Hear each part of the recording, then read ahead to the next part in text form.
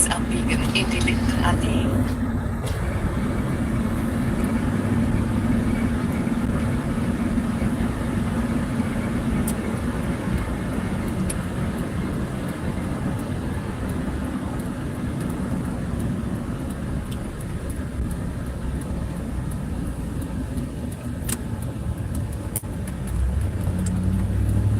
In 900 Metern links abbiegen in die Bernstädter Straße. Ja, Moinsen. Wir sind auf dem Weg nach Jelena Góra. Im Moment sind wir aber noch auf der deutschen Seite. Wir haben laut GPS sind es noch 100 Kilometer bis zum Fahrziel. Das kann also einen Moment dauern noch, bis wir dort ankommen. Ja, die Baumallee hier ist schön. Im Sommer vor allem ist es schön hier, wenn die Bäume alle grün sind. Da kann man hier schön im Schatten fahren, aber das ist halt nur ein kurzes Stück hier.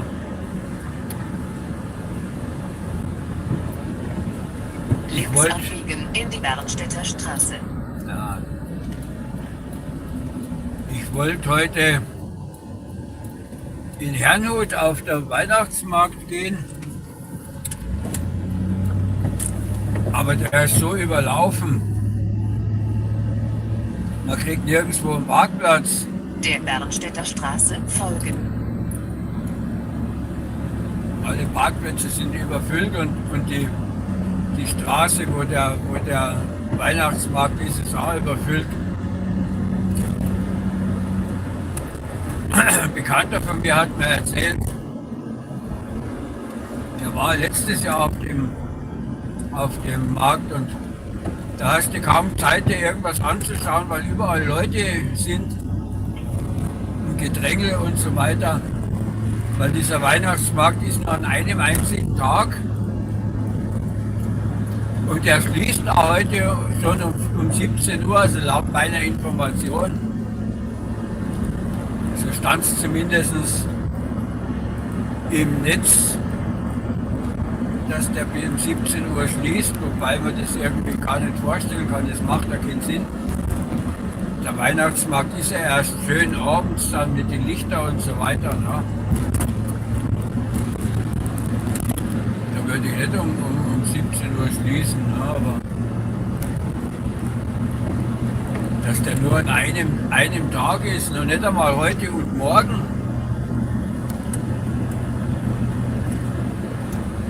Kannst du dir mal vorstellen, da bauen die ganzen Stände und alles auf, nur für einen Tag. Ne?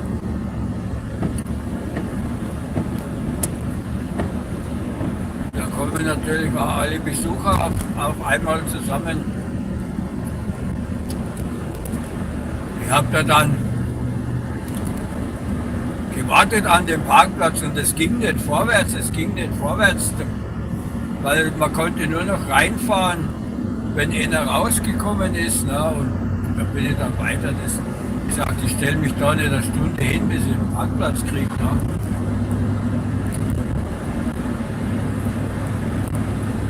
Muss ich nicht unbedingt sehen, aber ich habe ja noch andere Weihnachtsmärkte, wo ich hin kann. Ich kann zum Beispiel mal in Görlitz, der Görlitzer hat jetzt auch auf. Und da gibt es ja noch andere. Voriges Jahr war ich voriges Jahr in Wroclaw, Breslau auf Deutsch.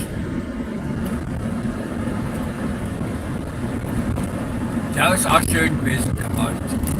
War ein großer Markt. Dann Zittau war ich auch letztes Jahr. Da habe ich, glaube ich, sogar ein Video gemacht von Zittau und von Wroclaw natürlich sowieso. Ne?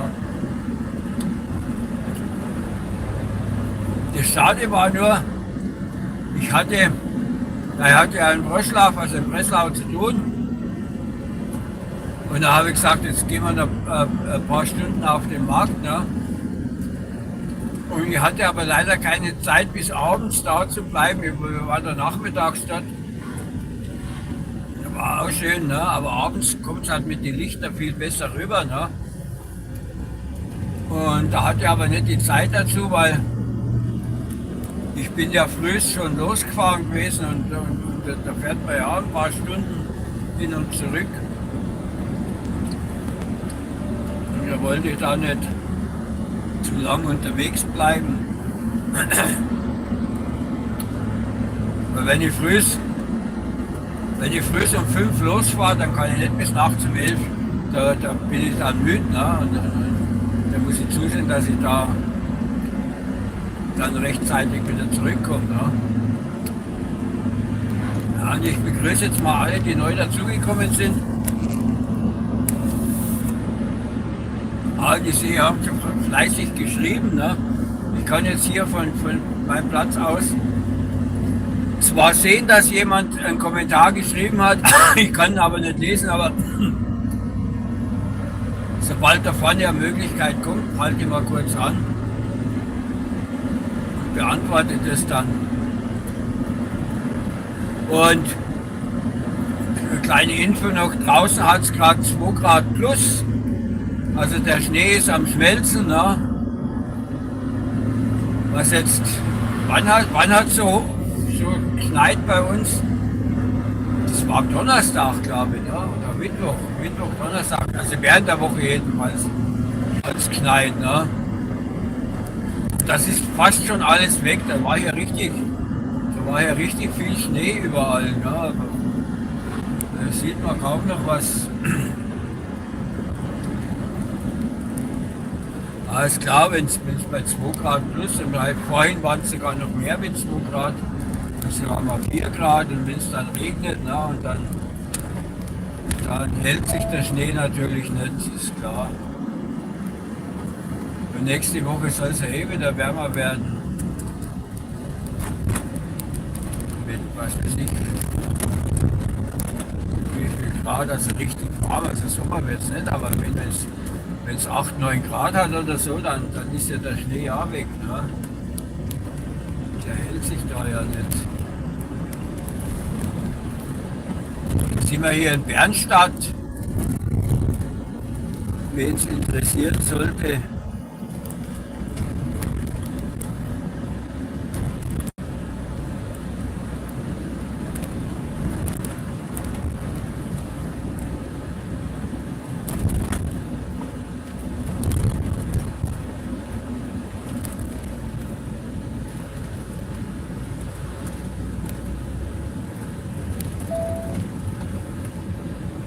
Und ich bin heute schon mal eine Runde gefahren, da hatte ich was anderes zu tun.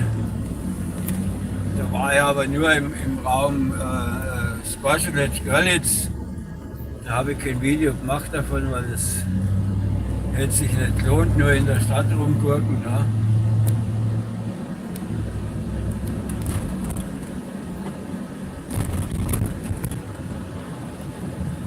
Das wäre nicht so interessant gewesen.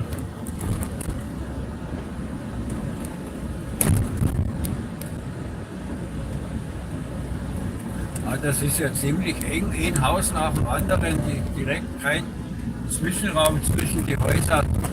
Aber ich habe mal irgendwo hinten dran durchgeguckt, dass sie hinter die Häuser haben die schon Gärten. Ja. Nur vorne an der Straße sieht es also aus, als wäre hier alles nur zugemauert. Aber das sieht man halt nicht, die andere Seite von hier aus. So, wir müssen jetzt da lang.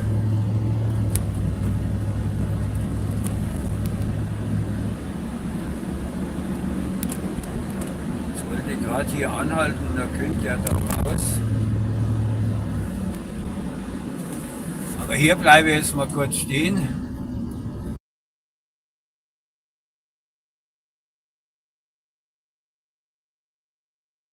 Stehen geblieben. Ja, hallo, Mari E. Nussbaum, Lazy, Festi Clark. Was war jetzt? Esan, hallo, Mei, so schnell kann ich nicht lesen, wie du das wegblätterst. Esan, wie geht's? Ja, uns geht's gut.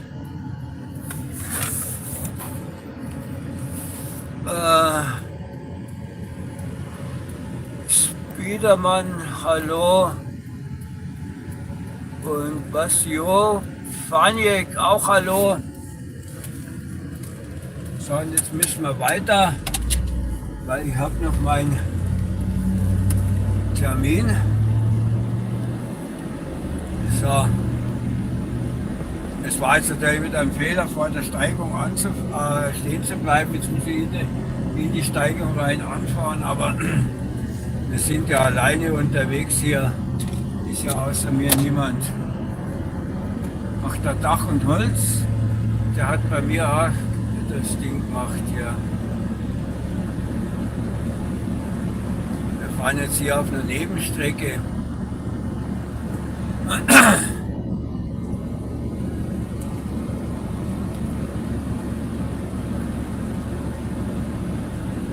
Ja, hier rechts stehen die Windzäune, weil hier kommt immer ziemlicher Wind, wenn dann da Schnee da liegt, wenn Schnee liegt, aber jetzt heute liegt ja, das ist ja gar nichts hier. Hier habe ich schon Winter gehabt, da war hier der Schnee so hoch wie die Pinguine hier. Aber ich habe ja schon lange keinen richtigen Winter mehr gesehen, jetzt die letzten paar Jahre.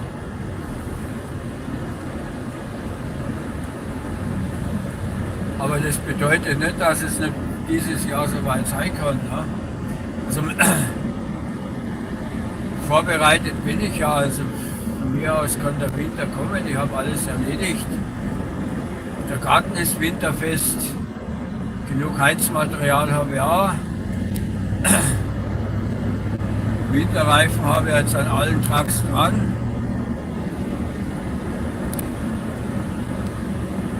Und die Oldies, die werden ja im Winter nicht gefahren. Die ganz alt. Wenn man die zu schade, die Oldtimer im Winter zu fahren. Fahren wir also nur mit dem Truck. Ich habe ohnehin nicht viel Zeit, irgendwo privat hinzufahren. Ich bin meistens immer irgendwo, nur irgendwelche Touren, irgendwelche Lieferungen zu machen.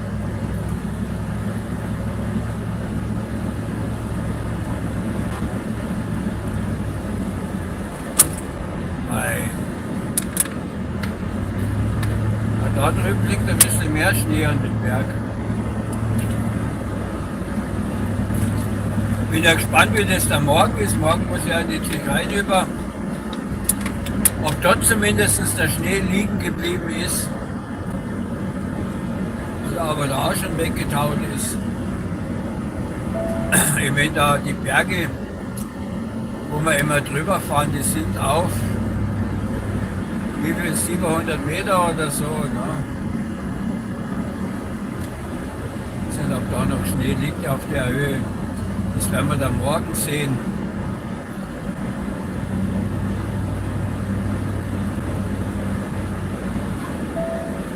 Und jetzt wollte ich neulich noch was erzählen, da haben wir noch gedacht, das nächste Mal, wenn du einen Livestream machst, dann erzählst du das und nimmst das als Thema.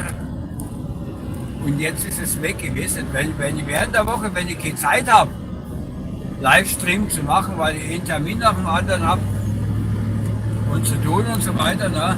Und dann fallen mir also Themen ein und sagst, darüber könntest du eigentlich das nächste Mal quasseln, wenn du live machst. Ne?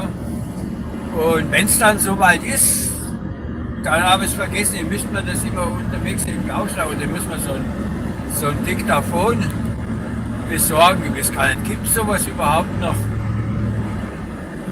Früher hat man das gehabt, da hat man so, wenn man einen Brief diktiert hat oder so, hat man das eingesprochen und die Sekretärin hat es dann abgetippt.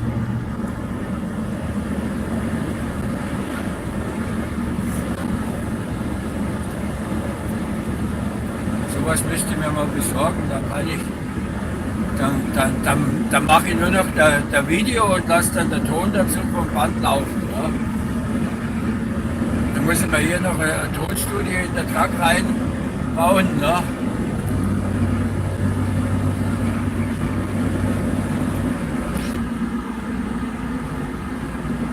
Die Strecke hier, die haben sie tatsächlich neu asphaltiert. war ja lange Zeit gesperrt auch. Das war früher auch so ein Holperdings hier, aber das ist richtig schön geworden auch hier. Ich fahre ja gern so Nebenstrecken. Da kommen wir jetzt dann in Ostritz raus. Wem das was sagt, Ostritz. Und von Ostritz ist es dann nicht mehr weit Richtung Polen.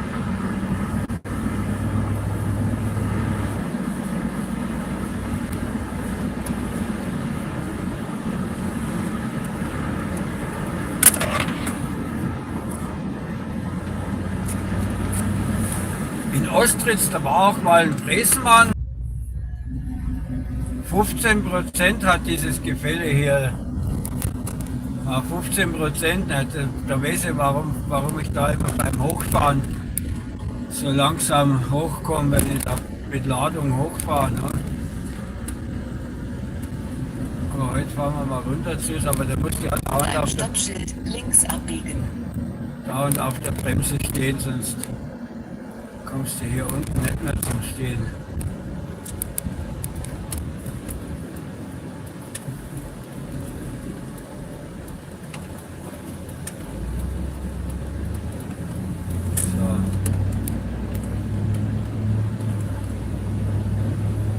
In 5,5 Kilometern rechts abbiegen in die Rath-Meritzer So, Straße. und hier sind wir jetzt wieder auf einer Mautstraße. Jetzt haben wir auch noch da eine Baustelle, danke. Ja. Jetzt fahren wir Richtung Görlitz. Und hinter uns in die andere Richtung wird es Richtung Zittau gehen. Wem das was sagt. Und ein paar Kilometer gerade vor kommt dann der Grenzübergang Richtung Polen. Da fahren wir dann rüber und dann drüben weiter.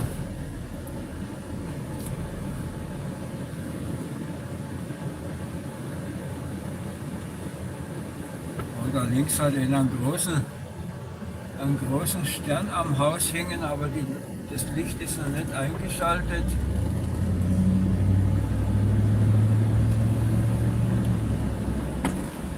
Der biegt hier ab.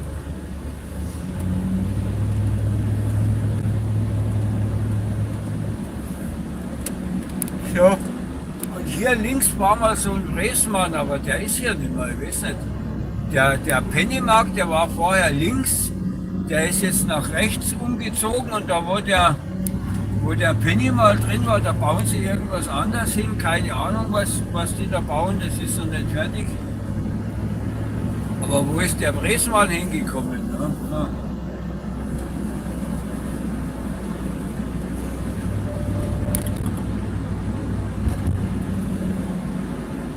Da haben wir jetzt noch, da vorne kommt dann glaube ich irgendwo rechts so ein Kartrennbahn. Das müsste jetzt auch hier kommen gleich irgendwo. Ein paar Kilometer. Aber bei dem Wetter werden die heute nicht fahren.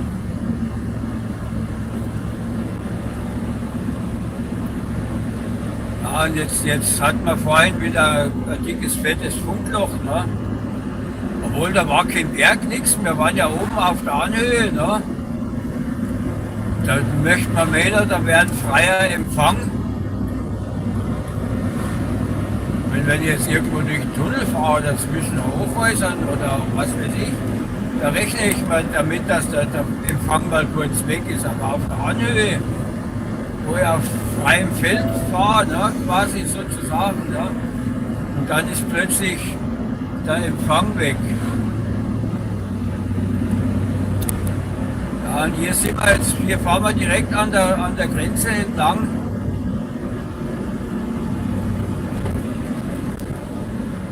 Man kann es jetzt hier nicht sehen, aber da ist so ein kleines Flüssle da und das ist da die Grenze.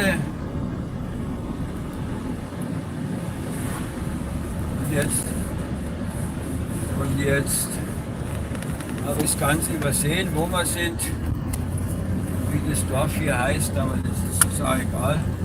Jedenfalls weiß ich, dass da jetzt gleich irgendwo rechts müsste dann die Kartbahn kommen. Der hier oben, der hat so einen Stern wie ich habe. Da sieht man auch noch mal.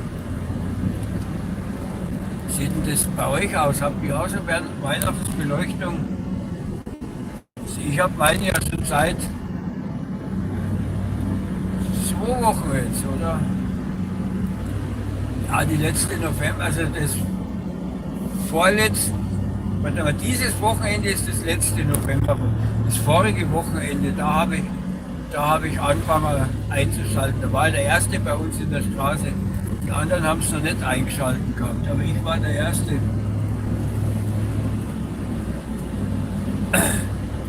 Ich hatte Angst, wenn ich zu lang warte, dass die anderen zuerst einschalten. Ne?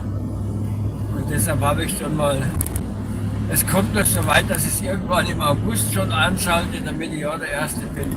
Weil nächstes Jahr werden natürlich meine Woche früher einschalten. Ne? Damit die dann als erster das Licht anhaben.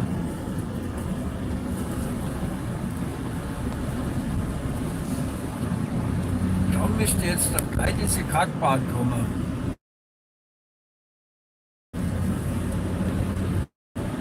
Da kommt gleich, die Grenze ist jetzt nicht weit weg. Ah ja, apropos Gestalt, ich schau wieder offen. Beritzer Straße. Da ist jetzt die Kartbahn, da wo der Schnee liegt. Nee, da noch nicht. Oder? Nee, da sind wir schon vorbei. Nee, das muss erst kommen. Also von der Seite fahre jetzt die Strecke nicht allzu oft. Ich fahre nicht sonst immer in der anderen Richtung. Ne? Und da kommt die Kartbahn gleich nach der Grenze. Also das müsste jetzt hier irgendwo dazwischen sein.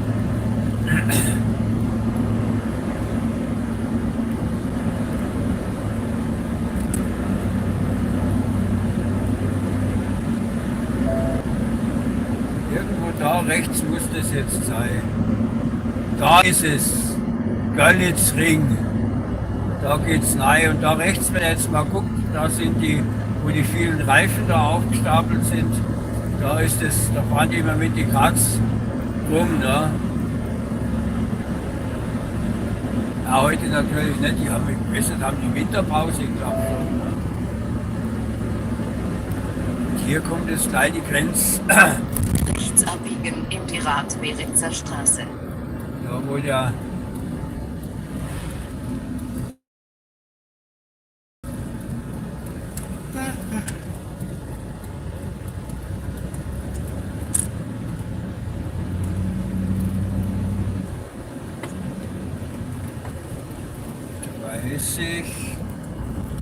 das war 150, 30. Ich bin ja gespannt, wie lange dieser Zinnober hier mit diesen Kontrollen noch geht. Na?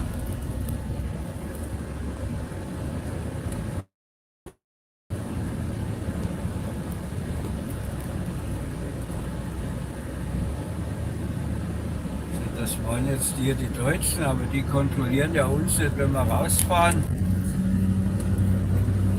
Die kontrollieren nur beim Reinfahren und da vorne kommen jetzt da noch die polnische Kontrolle.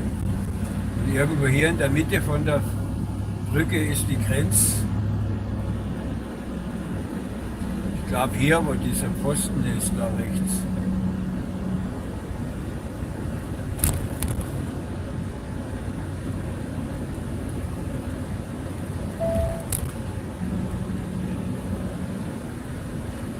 Mann, das gibt's nicht. Hier sind 30 erlaubt und vorne und hinten steht Polizei und der hinter mir, der drängelt. Ne? Also manche Leute haben da echt einen Schuss nicht gehört. Ne? Und da oben ist eine Radarkontrolle und hinten ist eine Radarkontrolle, aber Hauptsache drängeln. Ne?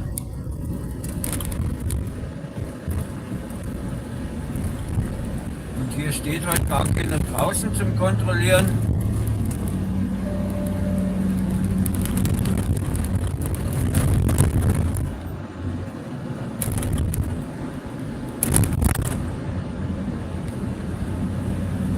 Jetzt sind wir auf der polnischen Seite.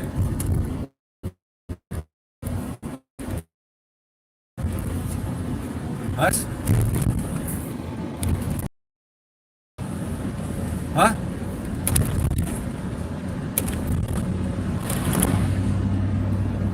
Da könnt ihr Zigaretten kaufen. Wir haben keine Ahnung, was die kosten, weil ich... Ja, jetzt haben wir kurz eine Unterbrechung gehabt, weil wir ins polnische Funknetz Den gewechselt sind. Kreisverkehr an der zweiten Ausfahrt verlassen und auf die 352 fahren. Ja, und da rechts ging es nach Bogatynia. Das ist da, wo dieses große Braunkohlekraftwerk steht. Und ein riesengroßer Tagebau dazu. Turów nennt sich das.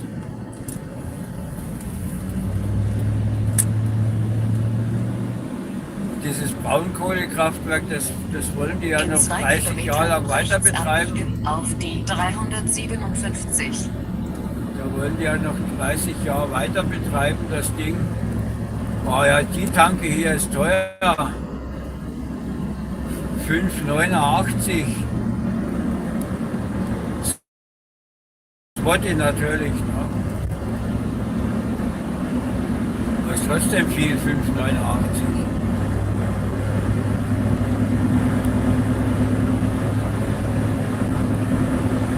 Ich hab für 5,60 getankt, das ist auch schon teuer. In 1 Kilometer rechts abbiegen auf die 357. Sonst waren es immer 5,45. Auch einer mit Röntgenblick, der konnte um die Kurve sehen, weil er hier überholt.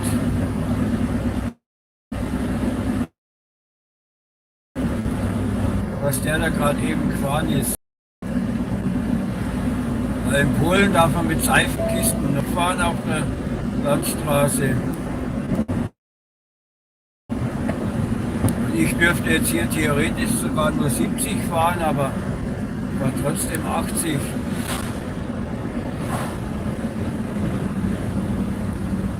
Rechts abbiegen auf die Ja, da ist 357. gesperrt. Da will sie mich jedes Mal dahin, da ist aber die Straße aufgerissen, da bauen sie die Straße, das ist auch so ein Waschbrett dahinter. Es wird Zeit, dass die Straße mal neu machen da. Ne? Ja, da fahren wir jetzt noch 2-3 Kilometer weiter und dann rechts ab. Da kommen wir dann auf dieselbe Strecke. Das macht da keinen Unterschied. Dann guckt dann an. In 1,5 Kilometern rechts abbiegen auf die 355. Der Typ, der in der Kurve in der unübersichtlichen an uns vorbeigerast ist, jetzt klebt er dem da vorne an der Stoßstange. Ne? Und hier, wo jetzt Grad und Übersicht, Rechts abbiegen auf die 355. da soll man die Leute... Ja, sind wir wieder dabei. Ah, jetzt war da schon wieder die Verbindung weg. Sind überhaupt noch ein paar da von euch? Wer ist noch alles da? Hebt mal die Hand. Schreibt mal, wer noch dabei ist. In 900 Metern Und- rechts abbiegen in die Straße Ulika Wojska Polski-Rego. Ja, interessant, wenn das Navi hier die polnischen Straßennamen vorliest. Und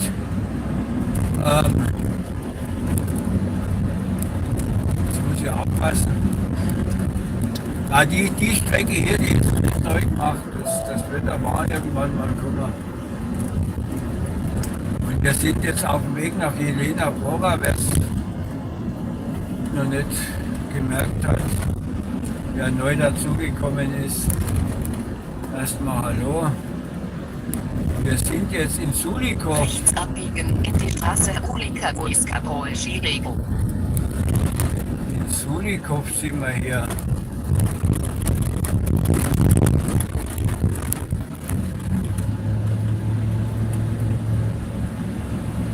In Ja, wir- 900 Metern links abbiegen in die Straße Park Golnozi. Das geht jetzt hier im Moment noch auf der Nebenstrecke. Und da hier an der Tanke an der Vatis kostet der Sprit 5,77. Das ist also jetzt billiger als wie die andere, die war, was haben wir gesagt, 5,89. Vatis ist immer eine von denen, die billiger sind hier drüben in Polen. Da ist ja eine bei Piensk. Da bin ich auch schon gewesen. Ich tanke aber öfter bei der Mok. Und das ist ja jetzt Einbahnstraße, das ist jetzt ein Ringverkehr. In 400 Metern links abbiegen, in die Straße Parkwoll und Sie dann in die nächste Straße rechts abbiegen. Und wenn wir sonst wieder von Skotland kommen, darüber zu fahren Richtung Ostritz, dann fahren wir dann auf der anderen Seite von diesen Häusern. Aufpassen, Kreisverkehr. Links abbiegen, in die Straße Parkwoll und Sie dann in die nächste Straße rechts abbiegen. Hier hätten jetzt die anderen Vorfahrt. So, da müssen wir jetzt Rechts abbiegen, in die Straße Ulika Lubaska.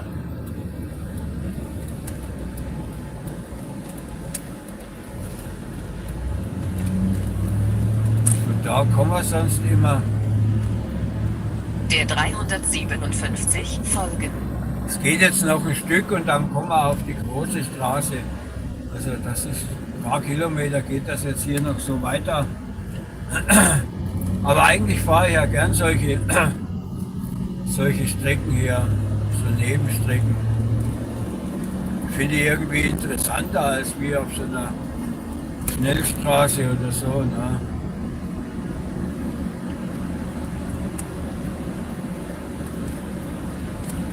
Und hier riecht man jetzt richtig die Kohle.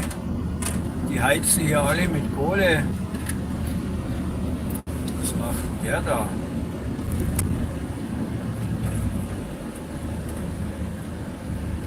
Was war denn das jetzt für eine Type? Da habt ihr den gesehen. Vorhin war ich in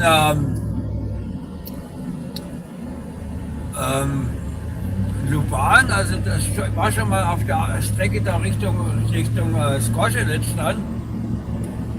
Und da steht da plötzlich ein Typ auf der Straße und winkt und stoppt und macht. Denke ich mir erst, was will denn der, ne? Dann habe ich aber gesehen, da stand da so ein LKW mit so einer Hubbühne und da haben die Stromkabel neu gezogen, ne? Und also wenn ich den LKW nicht gesehen hätte, ne, wo ich dann registriert hätte, ja, halt die Arbeiten da, ne? Wenn ich nur den Typ gesehen hätte da, für den wäre nicht stehen geblieben, wäre auch um den rumgefahren, ne? Weil ich lasse mich ja nicht von irgendwelchen Leuten da anhalten. Aber ich habe dann gesehen, dass der mit dem Hubdings da an der Stromleitung dran war, ne? Und dann habe ich das kombiniert, ne, dass der mich da anhält, weil die da jetzt arbeiten. Ne? Und dann habe ich angehalten und hinter mir die auch und der Gegenverkehr da angehalten. Und da habe ich mich noch gewundert, dass keiner von hinten vorgefahren ist. Ne? Weil meistens ist es ja so, wenn du aus irgendeinem Grund anhältst, dann kommt von hinten einer vorgeballert, weil er meint, wir parken da aus Jux und Dollerei mitten auf der Straße. Ne? Aber da ist keiner vorbeigekommen. Und dann kam doch einer mit dem Geländewagen, das war aber der Vorarbeiter von dieser Firma da. Und der hat sich dann das angeguckt und dann hat er erst wieder ein paar Autos durchgelassen, uns auch. Und dann sind wir weitergefahren. Ne? Ich weiß nicht, wie lange die da noch rumgemehrt haben mit diesem Stromkabel da. Das war so eine Überlandleitung, die da eben quer über die Bundesstraße 30 darüber geht. Ne? Und da haben die halt kurz den Verkehr aufgehalten. Ne?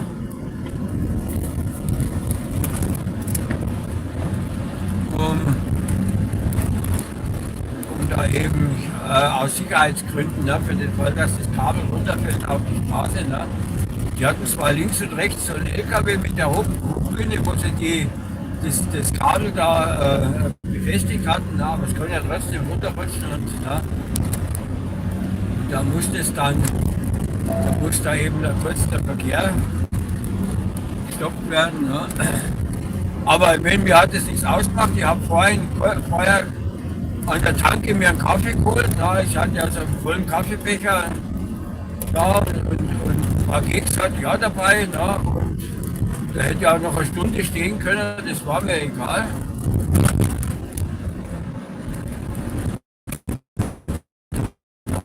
Das ist also kein Grund für mich.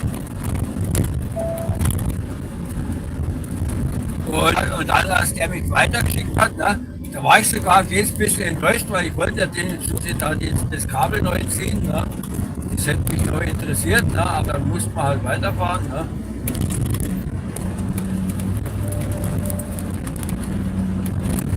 Das war dann heute Mittag, war das, ja, man könnte es meinen, es wäre schon wieder spät abends, dabei ist gerade mal 4 Uhr nachmittags. Ne. Und schon wieder so dunkel. Dann kommt noch der Nebel dazu und die Regenwolken.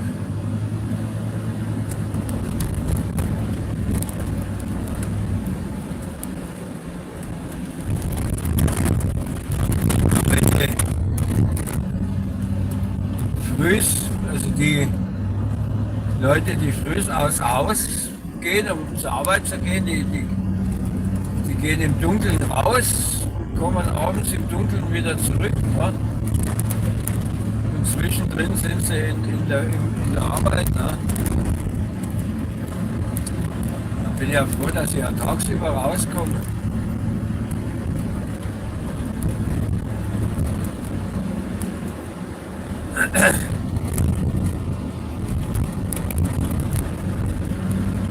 Aber meinetwegen hätte der Schnee auch noch ein bisschen liegen bleiben können.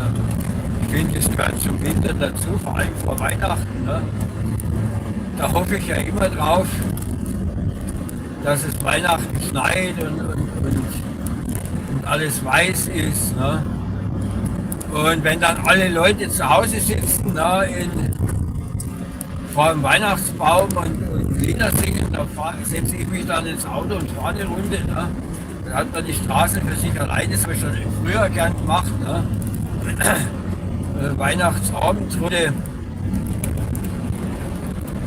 Weil die ganzen Tage, wo ich als Junggeselle unterwegs war, ne? Was soll ich da zu Hause sitzen? Ne? Weil das ist ja ein Familienfest und wenn du allein bist, ne? Da hatte ich mir das angewöhnt. Und das ist richtig schön, wenn man da so allein auf der Straße ist. Ne? Wie man sonst ist unterwegs. Wenn man dann durch die Dörfer fährt und man guckt mal links und rechts in die Häuser rein, wo keine Vorhänge drin sind, wo man dann die Leute sieht, wie sie im Wohnzimmer sitzen und der Weihnachtsbaum beleuchtet ist. Ne? Und früher, wo ich gewohnt habe, da war auch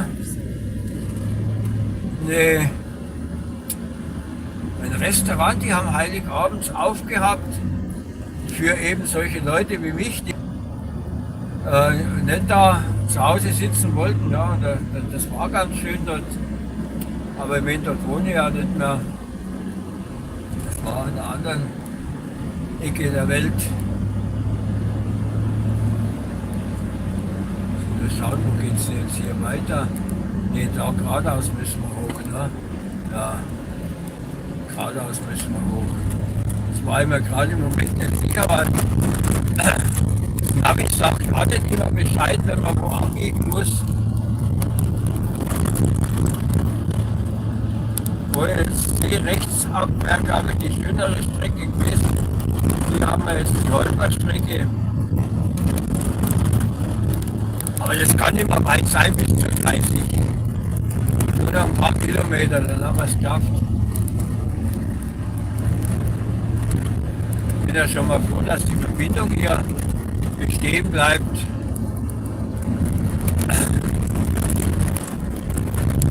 Die Mumpels halt. Ne? Ja, hört ja, was da für Kraftwerke sind.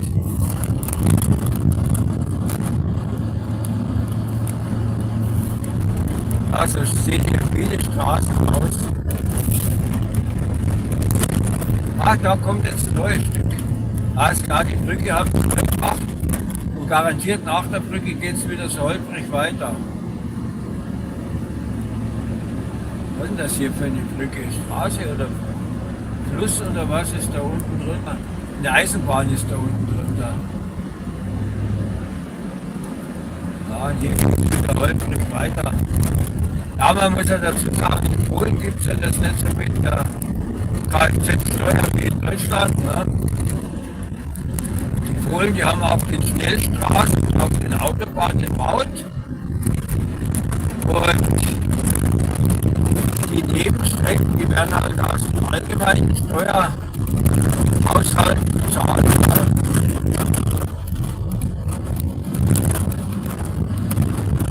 Dann sehen die so aus, aber da haben die Polen jetzt zumindest eine Ausrede, weil die kassieren ja hier keine Maut und keine Kfz-Steuern. Ne?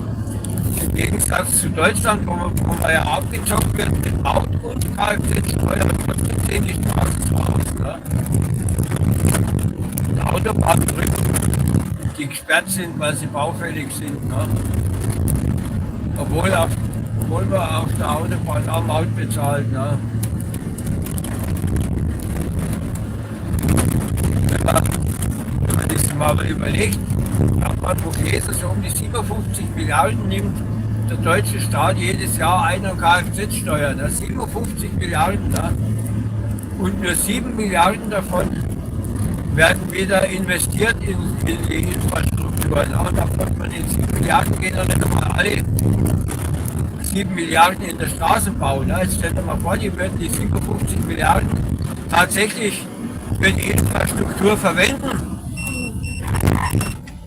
Würden tatsächlich die für die Infrastruktur verwenden, wie da die Straßen aussehen würden. Ne?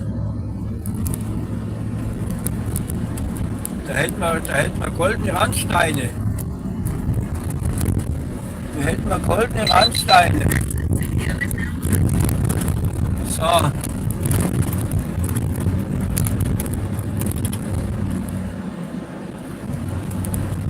Jetzt habe ich den Faden verloren. Wo wollte ich jetzt? Was wollte ich denn jetzt eigentlich? Ja, wir waren zuletzt bei der Steuer. Ne? Der musste wohl jetzt abbremsen wegen dem.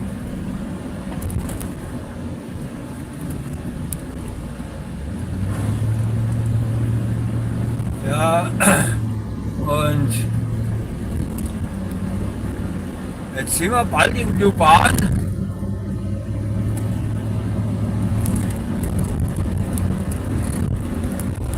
Wie heißt Luban auf Deutsch? Laubach oder so? Keine Ahnung. Ich kenne nur die polnischen Namen noch. Das hat mich mal jemand kritisiert, warum ich, wenn ich so lang fahre und die Städtenamen und die Ortsnamen immer die polnischen Namen benutzen und nicht die deutschen Namen, aber ich kenne die deutschen Namen nicht. Ich weiß, dass Wrocław Breslau heißt und Sportlich Görlitz. Die Helena Gora heißt Hirschberg. Das kann ich aus dem Polnischen übersetzen, weil Gora heißt Berg und die Helena heißt Hirsch. Und das andere, das Zielona Gora, Zielona heißt grün, also heißt Zielona Gora Grünberg. Aber das kann ja halt jetzt nur, wenn so direkt die Übersetzungen sind. Aber bei manchen anderen Namen weiß ich es nicht. Es gibt zum Beispiel da diesen Passat. Wenn man auf der deutschen Seite heißt es Bad Muskau und dann fährt man über die Brücke drüber und da heißt es Legnica mit K, Legnica, nicht Legnica mit G, das ist wieder eine andere Stadt. Aber Legnica mit K und ich weiß nicht, was das auf Deutsch heißt. Ne? wie der deutsche Ortsname da war dazu. Ne? Genauso auf der tschechischen Seite, da weiß ich auch nicht alle.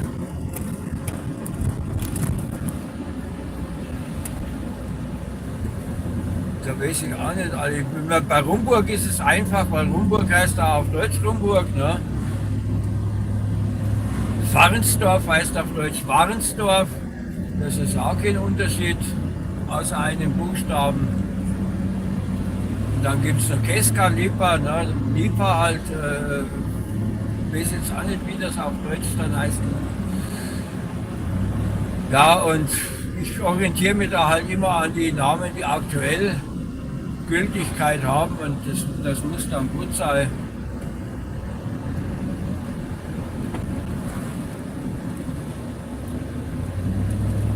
Hier sind wir in Zareba.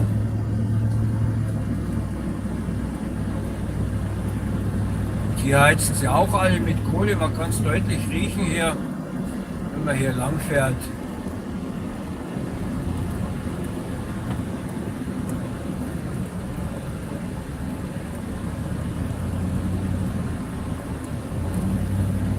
Aber Hauptsache in Deutschland kriegt man vorgeschrieben, welche Heizung man ins Haus einbauen darf.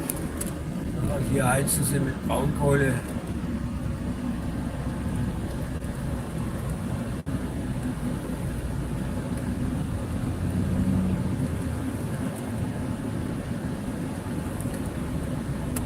Ja, so ist das.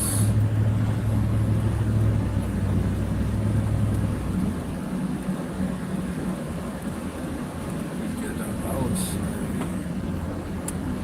Das ist auch eine blöde Ausfahrt. Wenn du da rückwärts direkt auf die Hauptstraße fahren musst.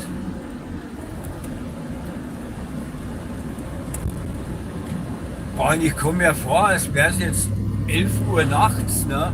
Wir haben jetzt 16:32 Uhr und es fühlt sich an wie 11 Uhr nachts. Ne? Ich weiß auch nicht.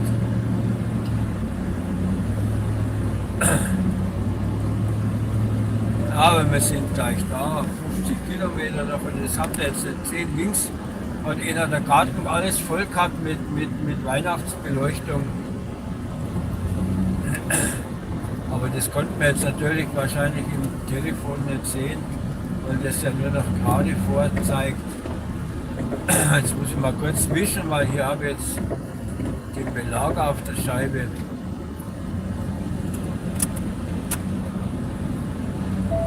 Ja, und hinten in meinem Truck habe ich hinten in der Heckscheibe hier auch so einen kleinen Weihnachtsbaum drin. Den habe ich nach hinten raus gemacht, weil nach vorne raus, hier habe ich dann, da steht das Telefon, dann habe ich die Dashcam, dann habe ich das Navi, ne, und noch mehr brauche ich hier vorne nicht, was ich sehe immer, wo ich hinfahre. Ja.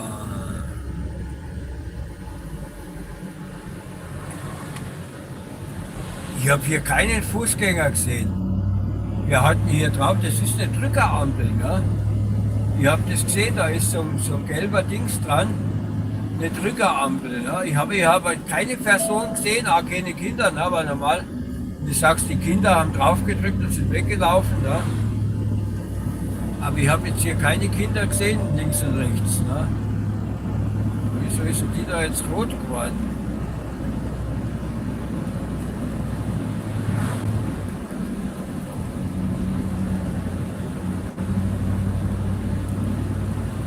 Wieder total sinnlos. Vor allem so schnell wie die wieder grün geworden ist. Wenn ich mir das jetzt vorstelle, ich stehe da als Fußgänger, drücke da drauf und dann hast du eine Sekunde lang Zeit, bis die Autos wieder losfahren. Ja, wer schafft denn das da in einer Sekunde wieder über die Straße zu gehen? Ne? Das ist ja Wahnsinn. Das kann bloß ein Defekt gewesen sein an der Ampel.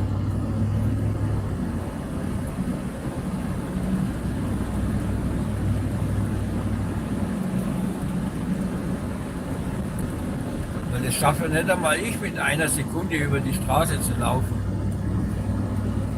Bis du denkst, oh, ich habe grün, und gehst du los und dann fährt das nächste Auto schon über die Füße drüber. Ne?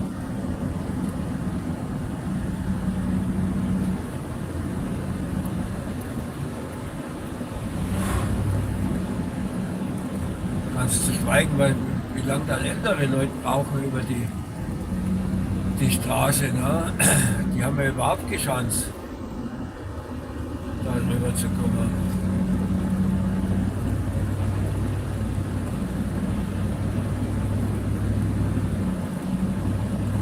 Bis zum Fahrziel sind es noch 48 Kilometer laut meinem GPS.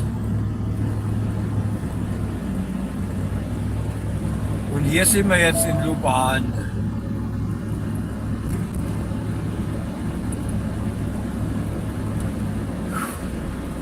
Von Luban habe ich auch schon ein paar Mal ein Video gemacht. Da waren wir sogar mal, das ist glaube ich da, wo dieser Kinski-Markt ist. Ne? Da habe ich auch, glaube ich, mal ein Live gemacht. Da waren wir dann in dem Kinski-Markt drin. Und da ist auch immer so ein Bazar manchmal. Das ist jetzt, zu welchen Zeiten, also immer irgendwie am Wochenende, aber nicht, glaube ich, nicht jedes Wochenende. Und im Winter weiß ich jetzt auch nicht, wie das ist mit diesem Bazar. Da war ich auch mal dort, da habe ich auch ein kurzes Video gemacht dazu. Ja, also besonders viele Sachen gibt es da. Ist halt die üblichen Bauernsachen, ne, was die halt so vom Feld, Kartoffeln, Obst, Gemüse, alles Mögliche. Ne? Und dann noch Klamotten, billige Klamotten und sonstige Steh im Wegs und Deko-Sachen. Aber nichts, wo man jetzt sagt, da muss man unbedingt hierher fahren, um das gesehen zu haben. Es ist halt ein Markt wie jeder andere auch. Ne?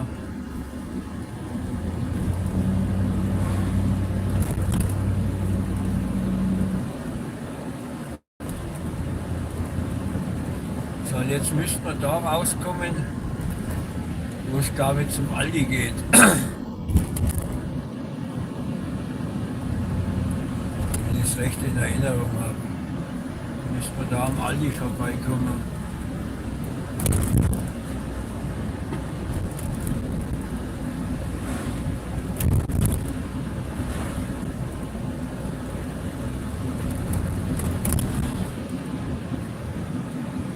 Ja.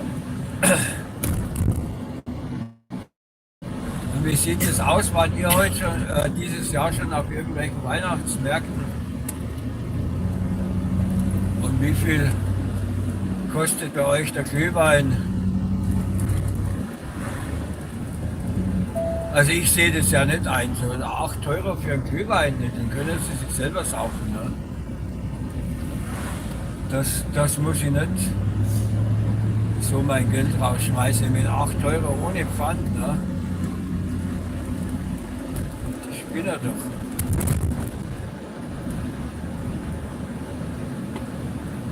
Da ist der Dino. Ach, von der Seite kommen wir rein. Ja, ja. Da kommen wir gar nicht am Aldi vorbei, wenn wir von hier kommen.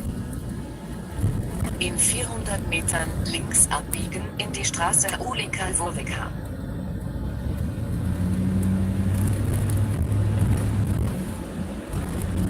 Jetzt müssen wir aufpassen. Da müssen wir doch gerade. Da haben wir den Müll.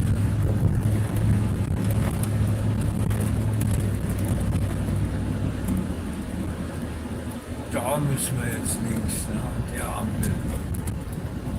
An der Ampel links abbiegen. Und zum Aldi wird es jetzt da geradeaus weitergehen. Da zwischen die 2 gelben Häuser durch, da geht es zum Aldi hinter. Und irgendwo da hinten ist auch eine Auktion.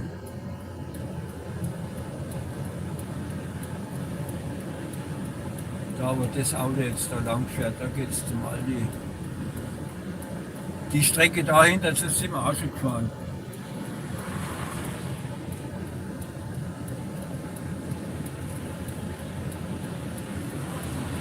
Ja, als Linksabbieger kriegen wir natürlich als allerletztes Grün, das ist klar. Das ist ja so, wenn keine Ampel da ist, musst ja als Linksabbieger immer am längsten warten. Und weiter geht's. Man kann hier gleich die erste links, man hat hier zweimal links und hier ist es so halb links. So. In 400 Metern rechts abbiegen in die Straße Ulikalbachs-Zawska. Ja, und da vorne an der anderen Ampel, das ist dann die Hauptstraße. Und hier rechts, da war jetzt Rossmann und Aktion und so weiter. Und bei der Ampel da geradeaus drüber, da geht es dann zur Petronka, ein billiges Geschäft. Wenn du Lebensmittel einkaufen willst Rechts abbiegen in die Straße Ulikalbachs-Zawska. und wenig bezahlen willst, dann musst du zur Petronka gehen. Und da ist auch nebendran dieser Kinski-Markt, also ein Der Allraum. Straße Ulikalbachs-Zawska folgen. Das ist auch so sowas wie ein Billigmarkt, da gibt es alles verschiedene Sachen. Ja. Hier fahren wir jetzt Richtung Jelena Góra und in der anderen Richtung geht es nach Gorzelec.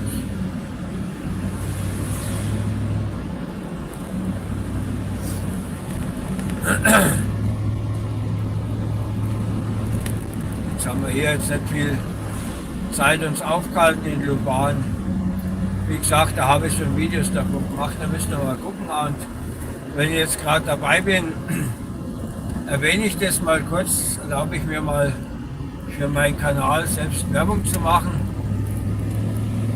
Wir haben hier auf meinem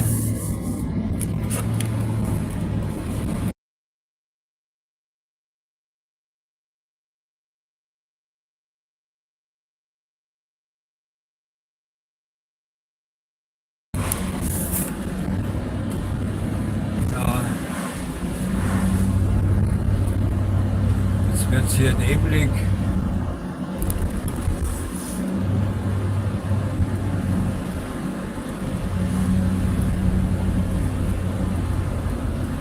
Ja, und wenn ihr in Polen einkauft,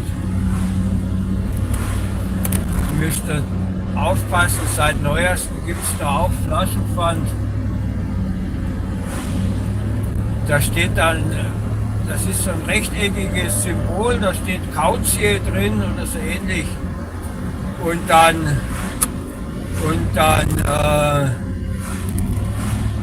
der Betrag, also ich habe jetzt bei den Wasserflaschen, die 1,5 Liter Flaschen, die wir immer kaufen, da gibt es pro Flasche 50 Groschen Pfand. Und das Pfand heißt eben Kaution in Polen. Ja. Kaution.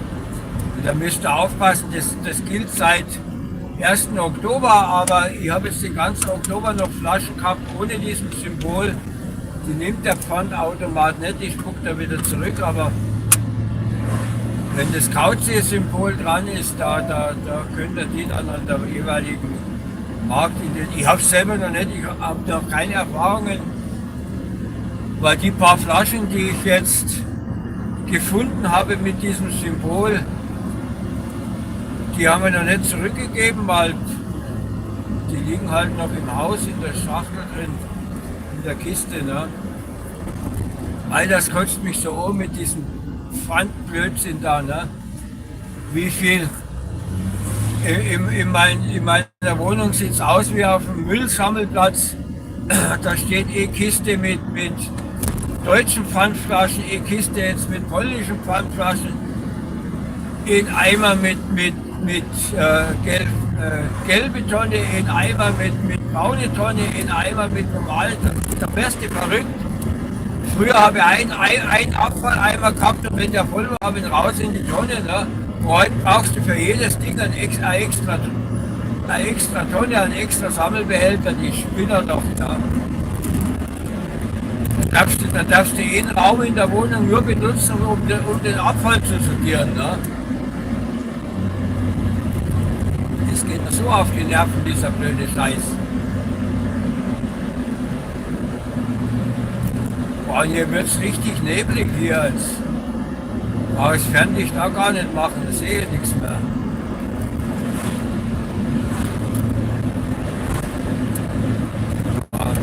blendet man sich nur selber mit dem Fernlicht.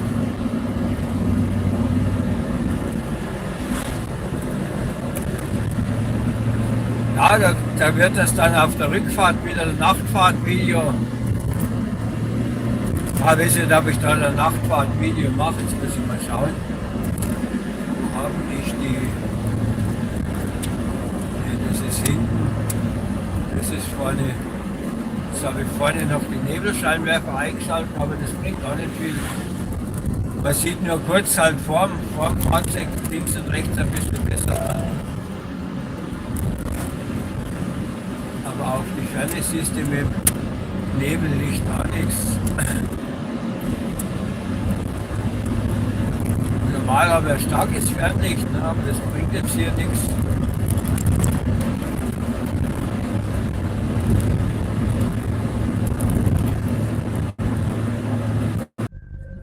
Und laut GPS sind es noch 40 Kilometer.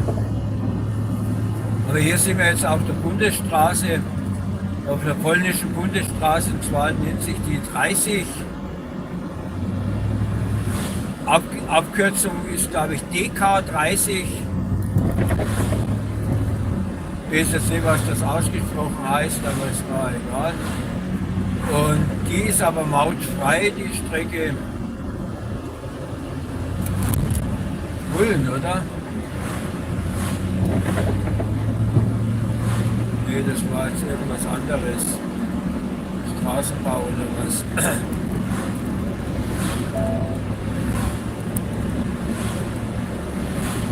Ja, da die Strecke bin ich jetzt schon eine Weile nicht mehr gefahren. Da links tunnelt sich der Zug. Nahverkehrszug. Olsztyna. Und ich begrüße jetzt mal alle, die neu dazugekommen sind. Wir sind jetzt hier auf dem Weg nach Jelena Góra. Das liegt in Polen.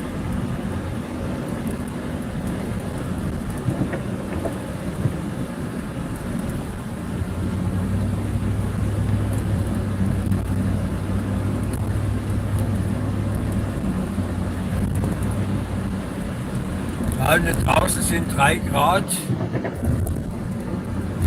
also keine Chance auf Schnee. Es regnet nur. Ich fahre 60 im Ort. Ich fahre 60 im Ort und da muss noch so ein Idiot vorbeiballern. Und natürlich wieder in der Kurve drin, wo man nicht sehen kann, wo vorne der Günther.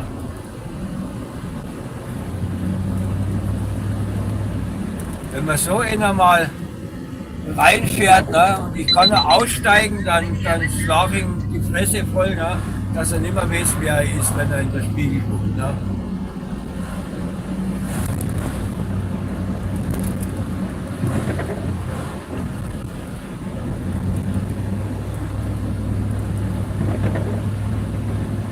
Das ist nicht, was solche Leute im Kopf haben.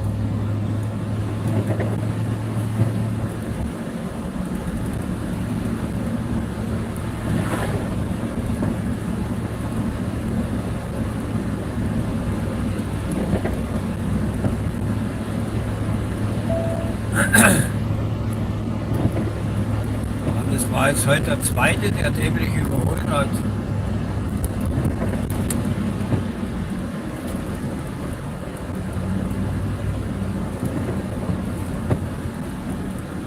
Und das geht ja noch.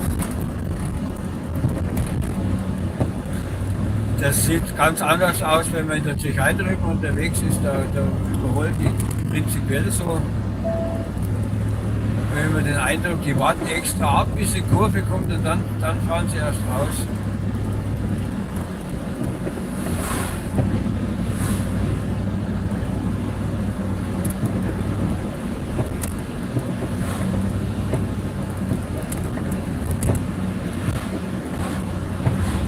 Ja.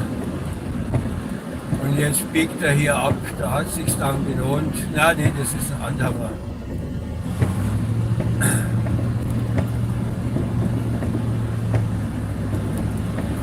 gerade schon gedacht, das wäre der, aber nee, das war jetzt doch ein anderer. Echt, sind jetzt da die Lichter ausgegangen? Gerade eben war es doch heller. Ich habe schon gedacht, bei mir wäre es ausgegangen und da blinkt da ein Licht. Das wird wohl auch gleich sich verabschieden.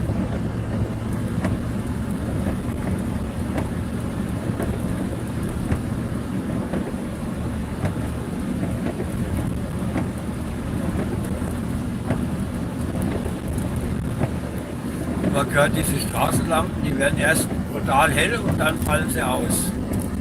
Das ist so das letzte Aufklimmen nochmal. Und hier auf dem Schild waren es jetzt 35 und mein GPS zeigt auch 35.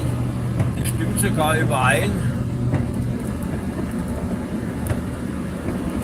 Das kommt auch selten vor, dass die Straßenschilder mit dem GPS übereinstimmen.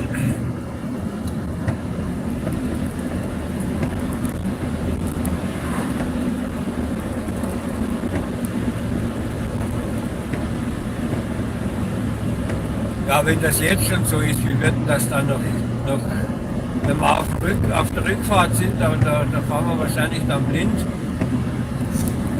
Der Nebel wird ja jetzt eher mehr statt weniger. Ne?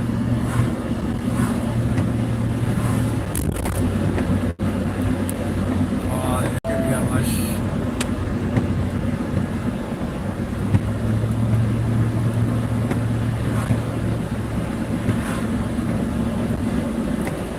Ja, so ist das halt, wenn man um die Jahreszeit unterwegs ist. Ne? Aber ich habe ja meinen Führerschein im Winter gemacht und auch die Prüfung. Und der Fahrlehrer hat immer gesagt, die Winterfahrschüler, die sind ja im Vorteil, weil die lernen ja das Fahren im Schnee und haben entsprechende Routine dann. Während die Sommerfahrschüler, wenn die im Sommer dann Addition haben, ne, und nie im Winter gefahren sind, ne, die haben dann Schwierigkeiten im Winter zu fahren. Ne. Und ich kann mich noch an meine Prüfung erinnern. Da hat es die ganze Nacht schon geschneit. Ne.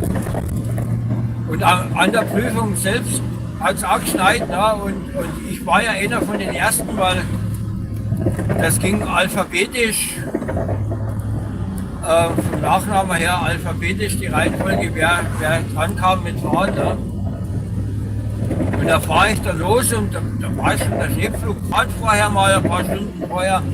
Da war links und rechts war schon 1 Meter hoch der Schnee angeschoben. Ne? Und auf der Straße lag aber auch schon wieder 10 cm Schnee. Ne? Und die Fahrschule, die war dann noch in der Nebenstraße, ne? Da war nicht so grün, da war es noch festgefahren mit Eis. Ne? Und da waren noch parkende Fahrzeuge, ne? Und ich fahre also los. Ja, Prüfer sitzt hinten drin, ne? Bist du da gerade ein bisschen nervös und ich fahre da los und da kommt man genau an der Stelle der Linienbus entgegen. Ne? Da haben wir noch gedacht, oh, das ist scheiße, wenn ich jetzt da weiterfahre, weil da vorne ist es noch enger. Ne? Da habe ich angehalten, habe den Linienbus zuerst durchgelassen. Ne? Obwohl ich eigentlich Vorrang gehabt hätte, weil die parkenden Fahrzeuge waren auf der Seite vom Bus. Ne? Da hätte ich eigentlich warten müssen, aber das war mir einfach zu knapp, mich da durchzuquetschen. Ne? Und dann habe ich angehalten, habe den zuerst fahren lassen. Und dann sind wir langsam los. Ne? Dann sagt der Prüfer, jetzt fahren wir dann rechts. Ne? Und wisst ihr, bei der nächsten Gelegenheit, ne? Der sagt ja nicht, hier fahren wir rechts, sondern wenn's bei der nächsten Gelegenheit fahren wir rechts. Ne? Und dann rechts abgebogen, dann noch einmal rechts und dann waren wir schon wieder an der Fahrschule zurück. Bin quasi nur einmal um den Block gefahren. Ne? Dann reichte mal der Führerschein, weil ich weiß nicht, wie das heutzutage ist, aber damals war das so. Der hat die Führerscheine schon dabei gehabt, hat sie nur noch unterschrieben und dann ausgehändigt. Ne? Und da sagt er noch, das hat ihm gut gefallen mit dem Bus, dass ich da auf meinen Vorrang verzichtet habe und den zuerst fahren lassen. habe, hinten so knapp gewesen mit dem Schneehaufen da, da wären wir nicht dran vorbeikommen, das hat ihm gefallen, deshalb haben wir jetzt die Fahrt verkürzt, ne? Weil er gesehen hat, dass ich mitdenke beim Fahren. Ne? Und nach mir kam da noch ein Fahrschüler und dann wurde die Prüfung abgebrochen, weil der Schneefall ist immer mehr und mehr geworden und hat es dann geheißen, nee, also das hat jetzt keinen Sinn mehr, das wird zu gefährlich, da brechen wir die Prüfung ab. Ne? Und ich habe aber meinen Schein schon gehabt. Ne? Da werde ich diese Prüfung werde ich nie vergessen. Ne? Einmal um den Block gefahren und das war's.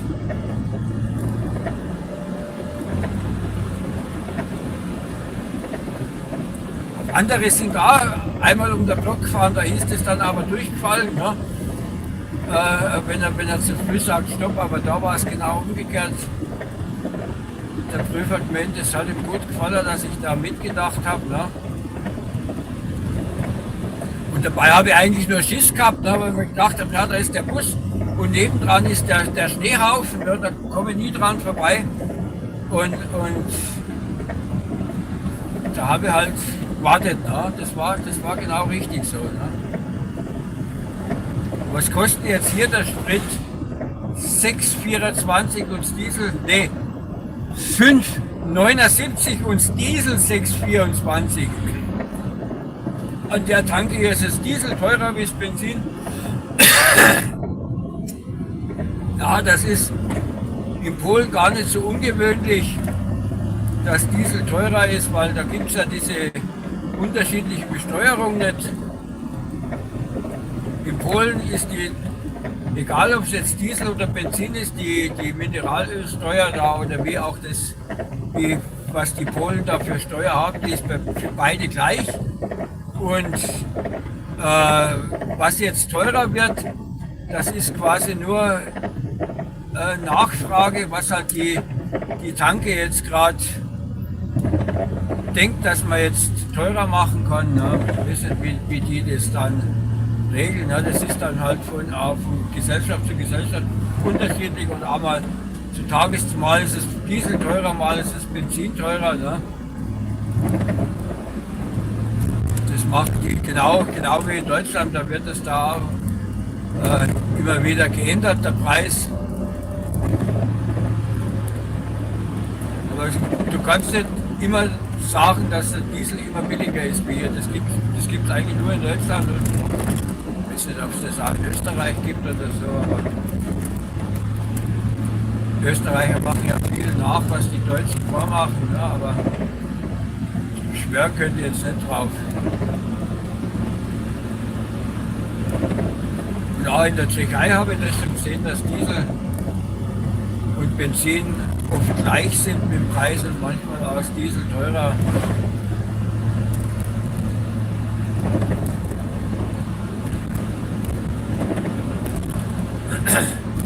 Deshalb fahren die da nicht so viele Diesel, weil das ist was typisch Deutsches, dass alle Pkw Diesel fahren, also alle nicht, aber viele. Und dabei lohnt sich das bei den meisten gar nicht, weil der Diesel ist ja in der Kfz-Steuer höher und auch vom Anschaffungspreis höher. Und da musst du schon 30.000 Kilometer im Jahr fahren, damit du den höheren Preis durch den günstigeren Kraftstoffverbrauch wieder reinholst. Ne?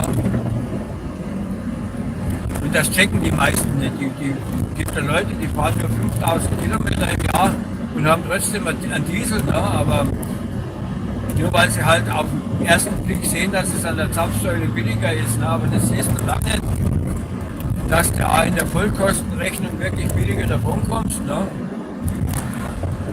Und USA zum Beispiel, da ist es ja so, da fahren viele, also wie mein Truck hier zum Beispiel, der hat ja einen Benzinmotor, weil das Benzin einfach billiger ist, da drüben ist Diesel, weil auf Diesel noch, weil das ja meistens kommerzielle Fahrzeuge, also Commercial-Fahrzeuge sind, die Diesel tanken.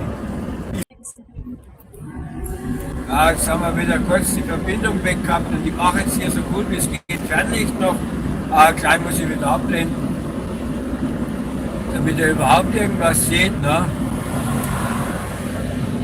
Weil viel ist es ja nicht, ne?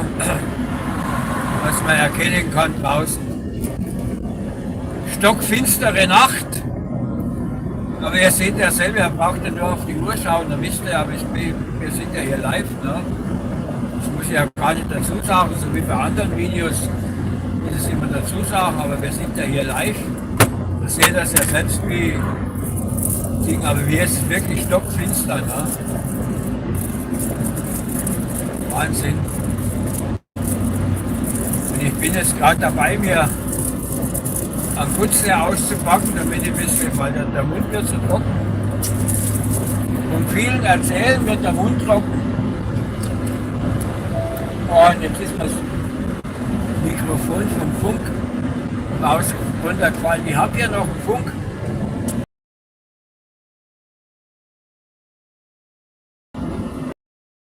Wir haben uns die Antenne geklaut, ne? Und diese Funkantennen, das sind ja immer so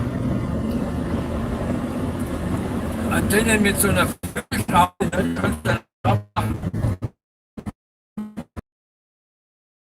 insgesamt schon 3-mal die Antenne geklaut worden und er hatte einfach keinen Bock mehr,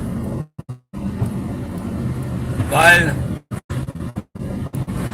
Kraftfahrer gehabt, da hat jeder einen Funk dabei gehabt, ne? Heute datteln sie an einem Smartphone rum und funken tut kaum noch jemand. Und wenn jemand funkt, dann in der Sprache, die ich nicht verstehe, ne, dann macht es dann auch keinen Sinn. Und jetzt kriegen wir eine kleine Ladung Salz ab. Da kommt der Salzstreuer entgegen. Ja, was habe ich gesagt? Stopp. Warum streut denn der hier? Es sind 3 Grad plus.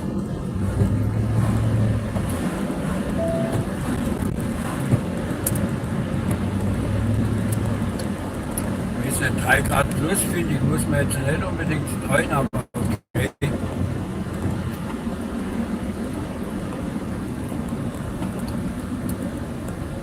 Wir sind hier in Schmielen.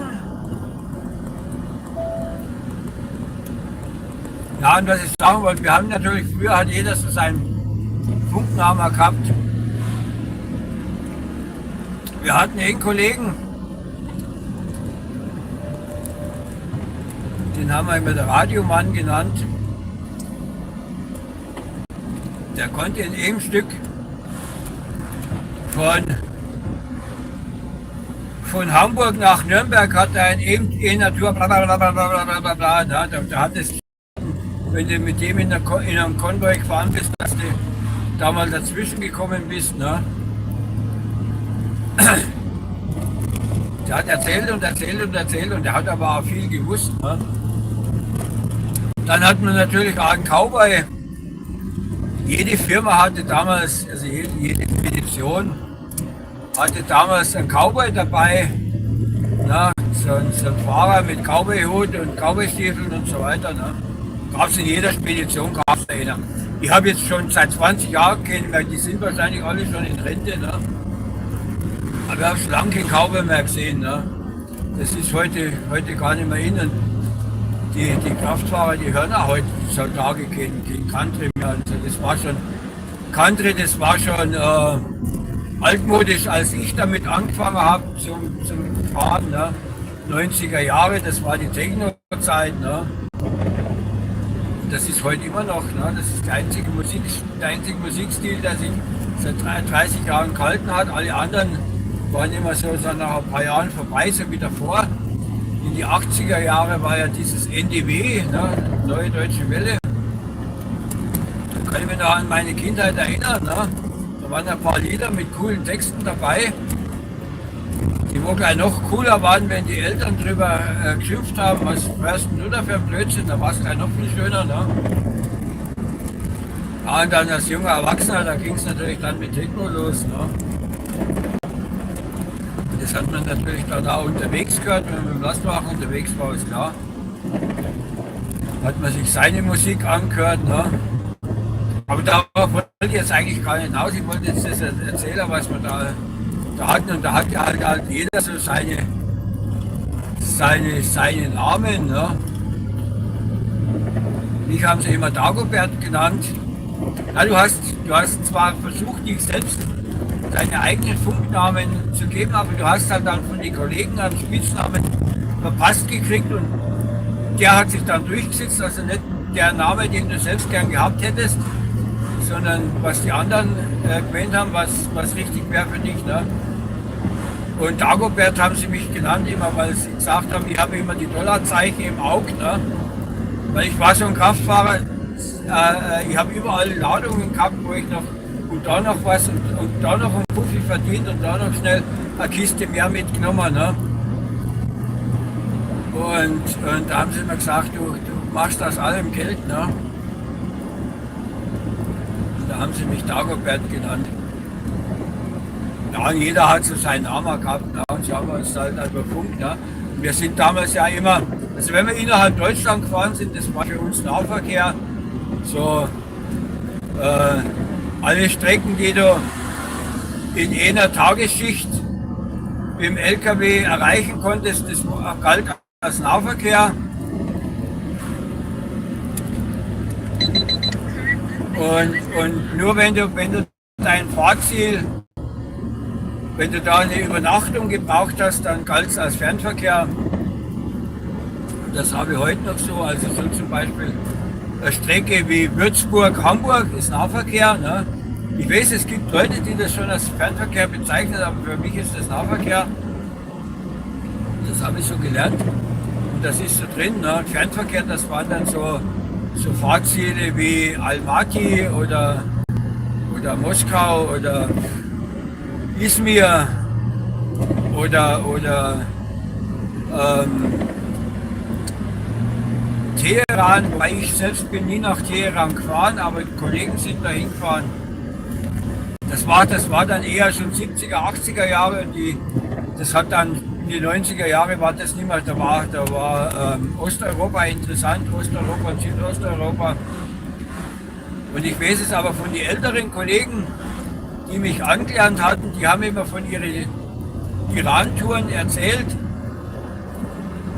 Das habe ich immer gern gehört, habe ich immer gedacht, da müsst ihr auch mal hin, aber wie gesagt, in 30 Jahren hat es nie gegeben, dass ich da mal hingekommen wäre. Ja, und der Krieg, Iran, Irak und so weiter und so fort, da bist du dann einfach nicht mehr hingekommen. Ne? Und genauso wie man ja heute nicht mehr durch die Ukraine fährt. Ne? So, wir sind früher da noch gefahren, die Strecke. Ne? Heute muss der lebensmüde sein, um da zu fahren. Ne? Und so hat halt alles so seine Zeit. Ne? Und die meisten, die fahren ja nur noch. Ja. Und das war damals, war das auch so, du hattest die meisten Fahrer, die haben im Fernverkehr 5 Jahre gemacht. Vielleicht mal eher 6 oder 7 Jahre und dann sind sie weg aus dem Fernverkehr. Das war nicht weiter schlimm, weil damals gab es ja noch die Wehrpflicht. Ne? Und da gab es immer genug junge Leute, die beim Bund 2 Führerschein gemacht hatten und dann mal Lust auf Abenteuer im Fernverkehr. Ne? Ein bisschen Geld verdienen. Ne? Und nach 5 Jahren bist du dann entweder wieder in deinen erlernten Beruf zurück oder in den Nahverkehr oder in der Verteilerverkehr, das sind also die jeden Tag zu Hause sind und den Nahverkehr habe ich ja schon erwähnt, alles was, also innerdeutscher Verkehr, wo du dann nur am Wochenende zu Hause bist, ne? Das war das Nahverkehr. Ja, und als Disponent hat es dann immer ein ganzes Büchle voll mit Telefonnummern von ehemaligen Fahrern, die du anrufen konntest mit dem Urlaubsvertretung oder Krankheitsvertretung gebraucht hast, da hast du immer einen gefunden. Ne? Und man konnte in den 90er Jahren, hat man als Fahrer auch noch gut verdient. Dann die ganzen Nebengeschäfte, die du noch gemacht hast.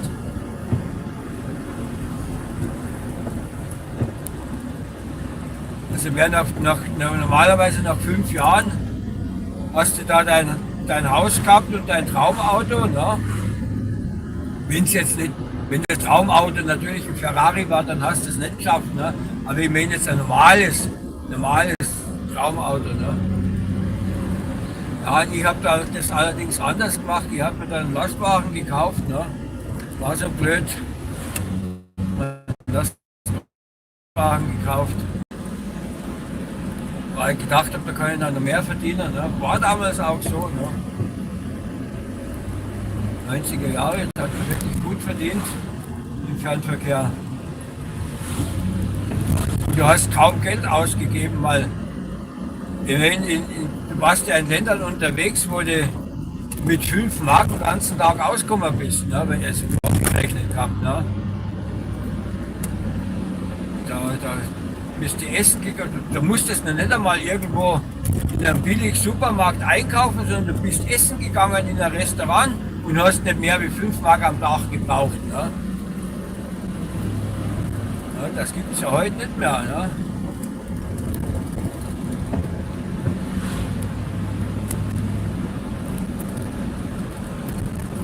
Mein damaliger Lehrmeister, aber ich habe damals ja den Speditionskaufmann gemacht. Ich habe erst gelernt, habe eigentlich Automechaniker, ne? Und dann bin ich zum Bund gekommen, habe dort einen 2er Führerschein gemacht. Nach dem Bund bin ich in den Fernverkehr gegangen, ne? Geldverdiener. Und wie gesagt, nach 2 Jahren habe ich mir dann meinen eigenen Kahn gekauft. Ne? Und ein paar Jahre später, ne, wo ich dann so viel hatte, wo ich dann nicht mehr selbst mitgefahren bin draußen, sondern ins Büro gegangen bin, da habe ich dann auch nicht so viel Arbeit gehabt, dass ich den ganzen Tag mit Disposition beschäftigt gewesen wäre. Und dann habe ich mir noch die Speditionskaufmann-Ausbildung nachgemacht. Und der Lehrmeister, der hat damals gesagt, warte ab. Ja, ich muss jetzt da dazu sagen, es gab im Dritten Reich wurde da eine Vorschrift erlassen. Das war der Reichskraftwagentarif. Du durftest also nicht so wie jetzt, kaufst du das Wagen, machst dich selbstständig, bla bla bla. Nee, da brauchtest du eine Genehmigung und das war alles geregelt. Und wenn du dann erfahren durftest, dann wurde dir auch noch vorgeschrieben, wie viel dass die Fracht nehmen darfst pro Tonne und pro Kilometer und so weiter. Ne? Und dieser Reichskraftwagentarif, der galt bis 1988. Da war das Dritte Reich schon lange Geschichte, da galt dieser Reichskraftwagentarif noch immer. Und 1988 haben sie dann umbenannt in Güterfernverkehrstarif, abgekürzt GFT. Und da gab es noch einen GNT, einen Güternahverkehrstarif. Den GNT, den gab es aber zuerst, den Nahverkehrstarif, weil den gab es im Dritten Reich. Da gab es nur einen Tarif. Ja. In der Politik mal, ja, und der galt also dann bis 1994, da war ich super, weil da war dieser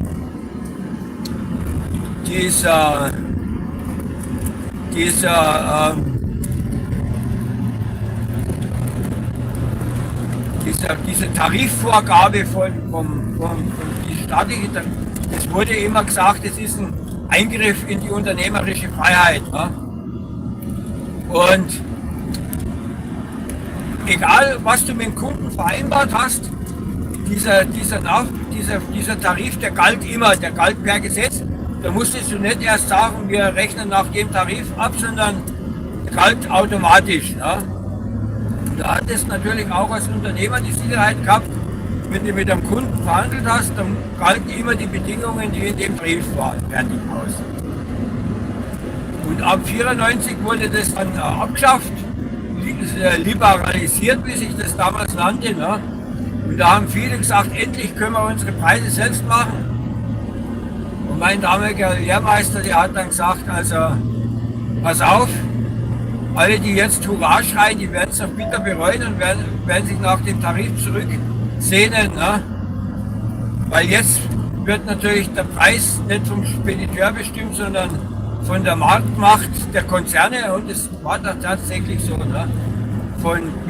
Heute arbeiten wir quasi immer noch als Spediteur für den Preis von 1994. du kannst nicht mehr Geld verdienen heute. Ne? Deshalb will halt den Job niemand mehr machen. Ne? Weil es klar, wenn der Unternehmer nicht mehr Geld kriegt, dann kann er halt den Fahrer nicht mehr Geld bezahlen. Und erschwerend kommt natürlich hinzu auch, dass es keinen Wehrdienst mehr gibt, wo die jungen Männer den Führerschein kostenlos machen können. Und welcher 20-Jährige hat mir die 8.000 € auf dem Konto, um sich so einen Führerschein zu leisten? Ne? Also wenn ich an meine Zeit denke, als ich 20 war, habe ich nie mehr wie einen Huni in der Tasche gehabt. Ne? Und geschweige denn 8.000 € für einen Führerschein, und von der Bank kriegst du für sowas kein Geld, Kredit, weil ein Führerschein ist ja keine pfändbare Sicherheit. Ne? Und deshalb gibt es immer weniger Fahrer, oder man muss sagen immer weniger deutsche Fahrer. Ne? Es gibt natürlich noch genug Ost- und Südosteuropäer, für die das die Gelegenheit ist, aus ihrem Land rauszukommen und mal Geld zu verdienen. Weil selbst der schlechteste deutsche Lohn ist immer noch doppelt so hoch wie zum Beispiel in Rumänien oder sonst wo. Ne?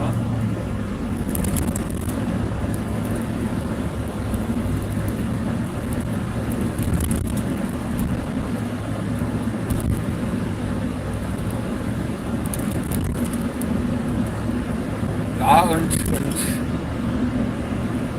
wir hatten aber eine schöne Zeit in den 90er Jahren. Ja, manchmal denke ich mir, es wäre vielleicht 10 Jahre früher gewesen, wenn ich geboren wäre, dass ich 10 Jahre früher schon, dass ich noch in die 80er Jahre noch nach Iran und die ganzen Nahen Osten, die Verkehre, da wäre ich auch gern mal hingefahren. Ne? Aber wie gesagt, da bin ich nie hingekommen. Und dann wäre ich jetzt auch schon 10 Jahre früher an der Rente dran. Ne?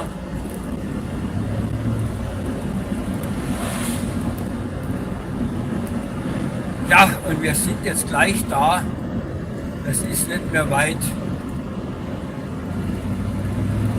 Habt ihr gut durchgehalten? Ich weiß jetzt gar nicht, habt ihr noch Kommentare neu geschrieben? Ich habe ja die anderen schon vorhin mal beantwortet. Ne? Und in dem Fall, dass noch was ist, ich werde dann nochmal, wenn wir abstellen, werden wir nochmal kurz lesen. Aber es ist schon schwierig hier. Man sieht kaum was. Ne? Da bin ich ja gespannt, wie das in ein paar Stunden ist, wenn ich dann auf dem Rückweg bin. Wenn es um 17:20 Uhr schon so finster und neblig ist. Ei, ei, ei.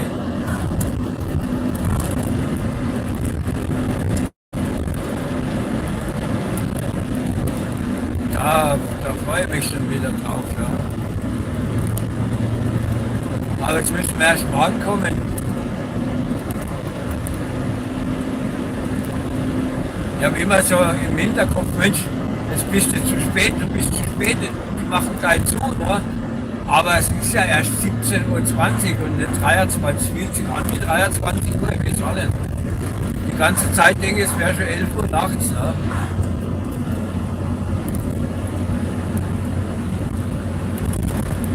Aber wenn wundert so stockfinster ist, du siehst keine Sterne, du siehst keinen Mond, du siehst kein gar nichts. Ne?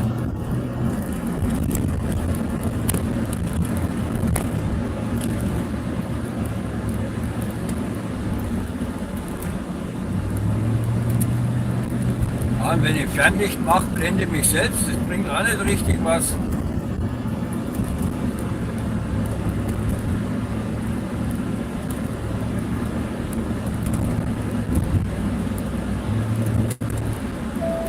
Wenn keiner vorausfährt, wo man die Rücklichter sehen kann, ne? Das ist auch nicht gerade so einfach. Jetzt blende ich ab, weil mit Abblende sehe ich bald mehr wie mit Fernlicht.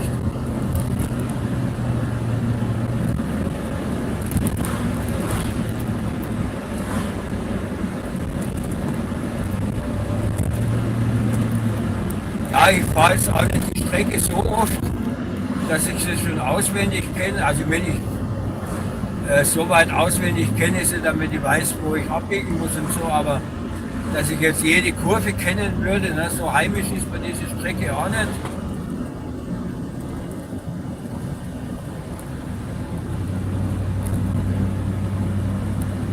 Muss man aufpassen, weil hier steht manchmal ein Blitzer da. an der 50er Stelle. Jetzt weiß ich nicht, wie es weitergeht. Kommt jetzt da eine Kurve oder geht es geradeaus weiter? Ne? Ah, da kommt eine Kurve.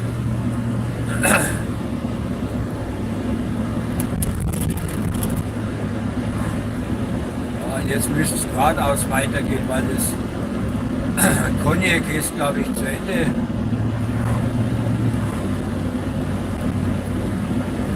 Bald müssten wir jetzt die Lichter von der Stadt sehen. Hier ist zumindest schon mal das Ortsschild mit dem Ortsnamen.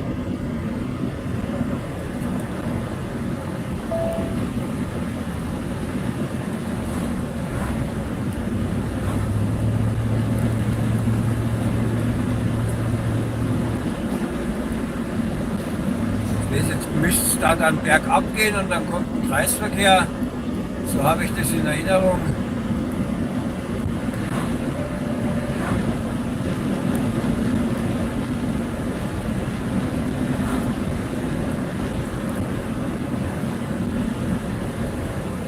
Das kostet ein Hirschsprit 5,97, 5,79. 5,79. Ich habe heute getankt für 5,61. Also ich habe hier jetzt auf der Strecke noch keine Tanke gesehen, die billiger war als da, wo ich jetzt heute getankt habe. Boah, hier ist gerade kein Nebel. Wie gibt es sowas? Eine Lücke im Nebel. Zweiten Ausfahrt verlassen. So, und gleich sehen wir die Stadt. Da hinten haben wir schon dieses gelbliche Licht im Himmel, das darauf hinweist, dass gleich eine Stadt kommt.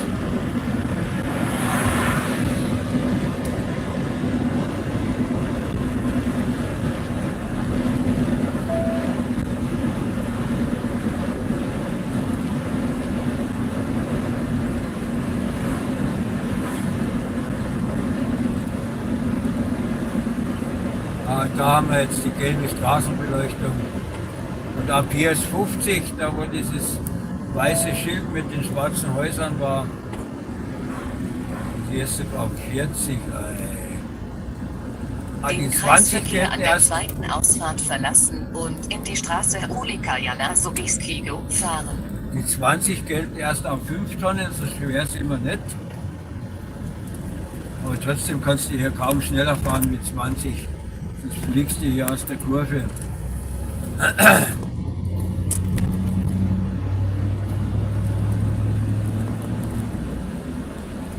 Macht also nicht wirklich Sinn, dieses Schild. In 400 Metern rechts einordnen, dann rechts halten und in die Straße Ulika Jana Sobiskigo fahren. Dann fahren wir hier mal rechts.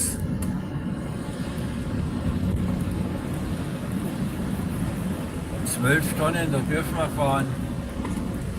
Ui. Rechts halten in Richtung Bad Bürzig. Und da sehen wir gleich ein Aldi. Mitten in der Nacht hat der Aldi noch auf. Ah, nee, es ist ja erst 17:30 Uhr. Und Bitronka. In 400 Metern rechts abbiegen in die Straße Ulika Ja, ja. Kart, Stefana Büszkigo, Ja, ja, dann ist links gut. halten. Ist gut.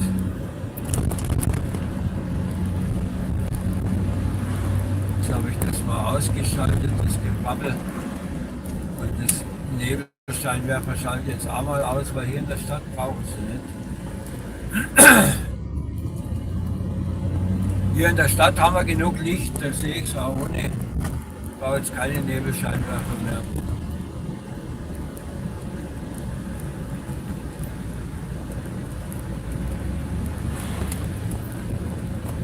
Jetzt fahren wir hier mal rechts. Ich will jetzt mal kurz eine Runde fahren.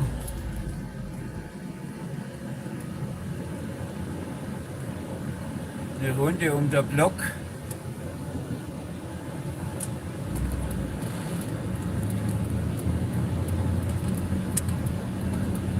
Dann könnt ihr noch was sehen, bevor ich den Livestream beende. Fahren wir noch schnell eine Runde in Jelena Góra. Schließlich haben wir den den Stream auch als Lena Cora in der Überschrift betitelt. Na, und dann machen wir hier jetzt auch mal schnell eine Runde.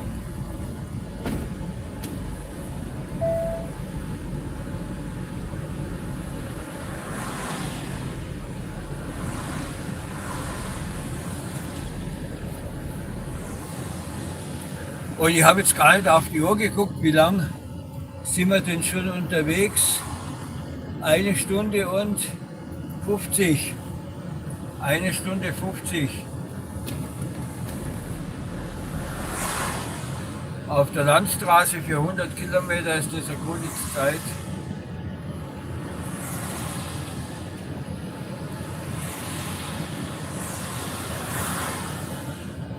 Und auch hier gibt es noch ein wenig Schnee noch. Ja, aber der Winter ist noch nicht vorbei, das kann noch kommen. Ja. Ich kann mich noch erinnern an meine Kindheit, da hatten wir auch in Weihnachten, da war es Weihnachten noch sonnig und warm. Ich weiß jetzt nicht, so 15 bis 18 Grad. Ich kann jetzt nicht genau sagen, wie viel Grad es waren. Aber jedenfalls warm, so warm, dass wir mit dem T-Shirt draußen waren. Ja. Und dann ist es plötzlich kalt geworden und eine Woche später hat man 2 Meter hoch Schnee überall. Ne?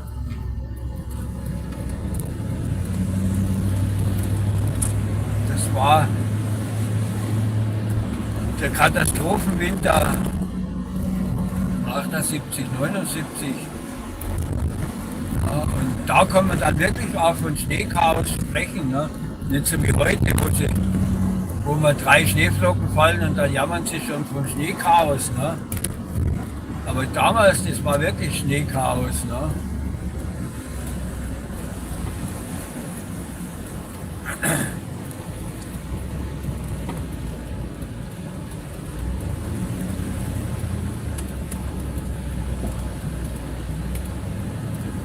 Hier folgt man da wieder dem Einbahnstraßensystem. Jetzt fahren wir hier immer geradeaus weiter.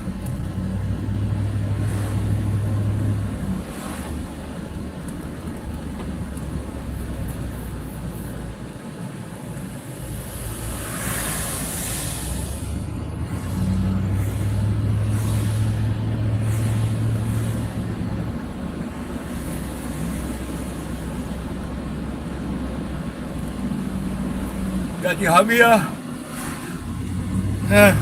haben hier gar nicht viel Weihnachtsbeleuchtung, fällt mir dabei gerade auf.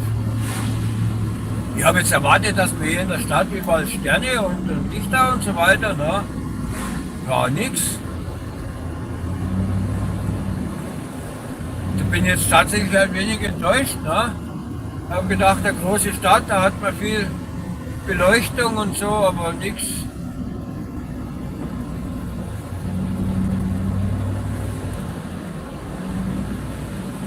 Ah.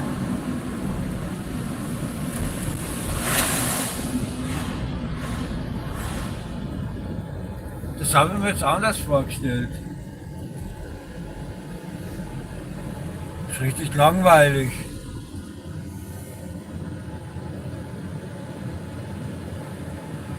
Aber wenn ich mehr Zeit hätte, wenn ich mal privat mehr Zeit hätte, ja, dann da gibt es, wenn man Krakau ein Stück weiterfährt, da gibt es so ein Weihnachtsdorf an der Schneekoppe heißt der Berg. Wie komme ich jetzt nicht drauf, wie die Ortschaft heißt? Habe jetzt vergessen. Die haben schön weihnachtlich hergerichtet alles. Ne? Aber da müsste ich privat hinfahren, ne? Weil da komme ich so nicht hin. Da habe ich nichts zu tun in der Richtung da, aber da würde ich gern hinfahren, das wäre bestimmt schön.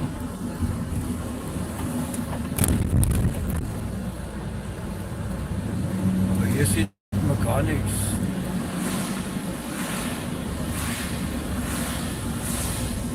Wo fahren wir jetzt? Da fahren wir dann geradeaus weiter.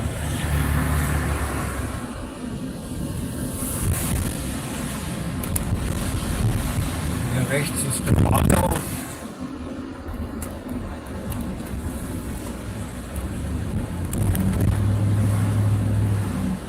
Ja, die Straßenlaterne nur das Allernötigste. Ne?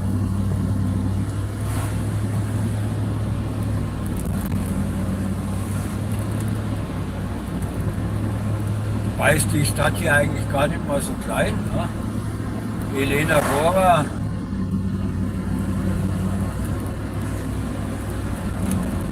ist ja größer als Görlitz. Ne?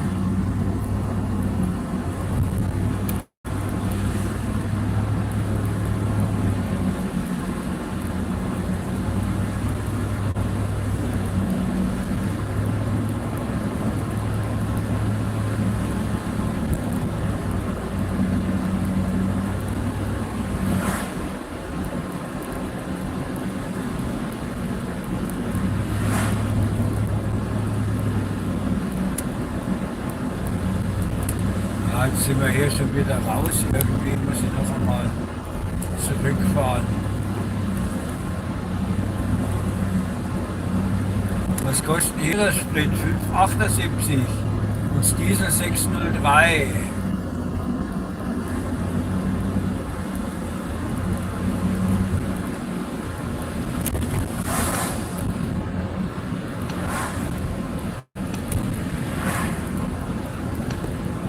Diesel 603.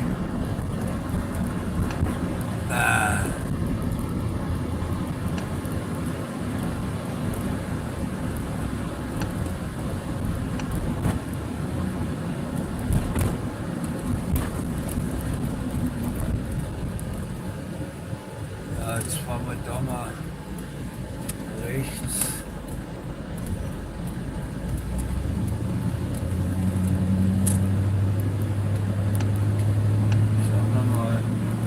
In 2 Kilometern rechts abbiegen in die Straße Ulica Sudeca.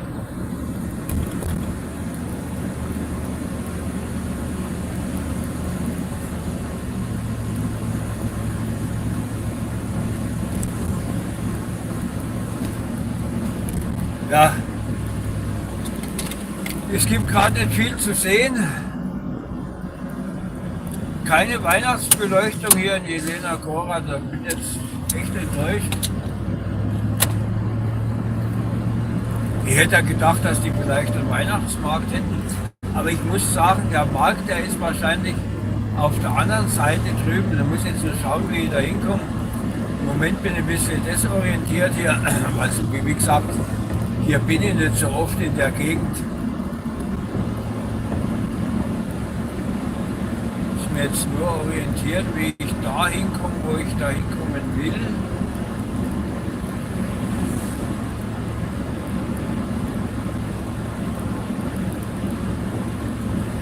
Und ja, hier ist ja noch richtig Schnee, guck mal an. Gibt es denn das? Bin mir In sicher, die 900 Metern rechts abbiegen in die Straße Ulica Sudeca. bin mir sicher, dass ich was gelesen habe, dass es hier auch einen Weihnachtsmarkt gibt, aber der ist wahrscheinlich dort, wo dieser Bazar ist. Da müssten wir auf die andere Straße kommen, da muss ich mal schauen.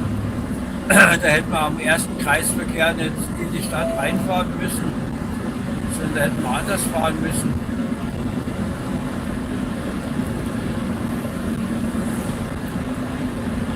Aber jetzt habe ich was anderes eingegeben, Zentrum, ne? Jetzt fahren wir hier wieder abbiegen rechts. in die Straße Ulica Sudeca. Ich habe ja noch ein bisschen Zeit. Brauchen wir jetzt nicht irgendwie einen Kopf machen, ja, aber jetzt ein paar In Minuten. 1,5 Kilometern erreichen Sie das Ziel. Circle Jelenia Góra. Das Ziel liegt links. Ob wir jetzt da ein bisschen noch in der Gegend rumfahren hier. Da ist eine Kaserne rechts. Da ist eine Kaserne.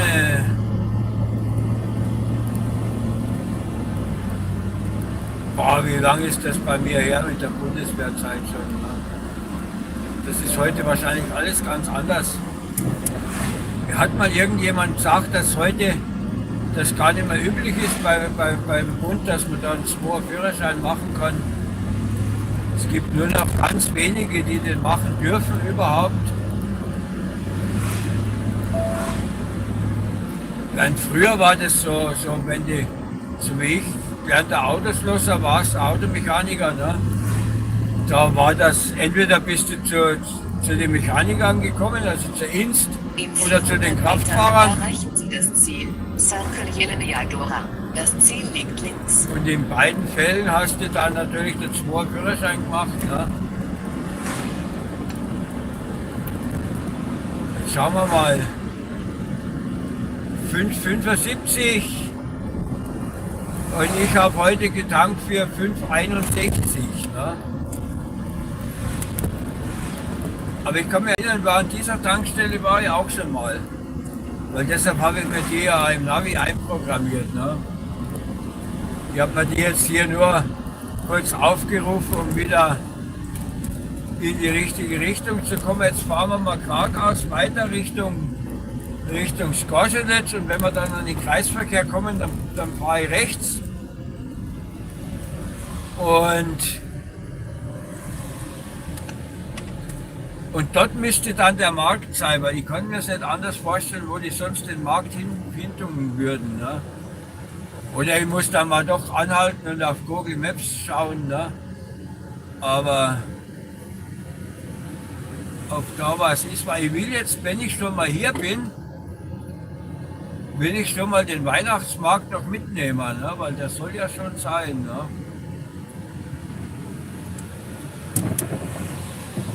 Ich habe mir das ja eigentlich so vorgestellt, dass ich erst auf den Weihnachtsmarkt schnell eine Runde gehe und noch ein bisschen der Livestream noch ein bisschen mitlaufen lasse für den Weihnachtsmarkt, aber jetzt finde ich den nicht. Aber ich kann mir vorstellen ungefähr, wo der sein könnte da. Also ich kenne da ein Marktgelände.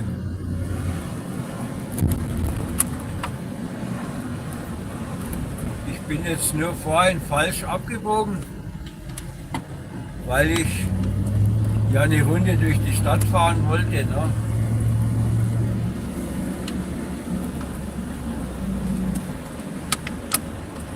Aber dann brauche ich nicht hektisch sein, weil ich habe ja Zeit.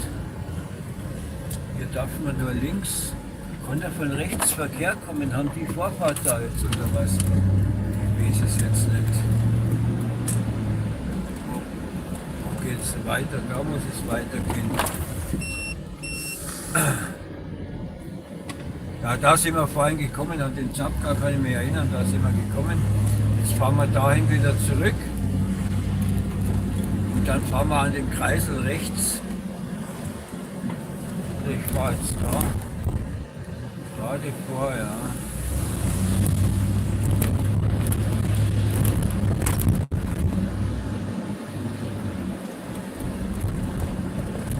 Genau.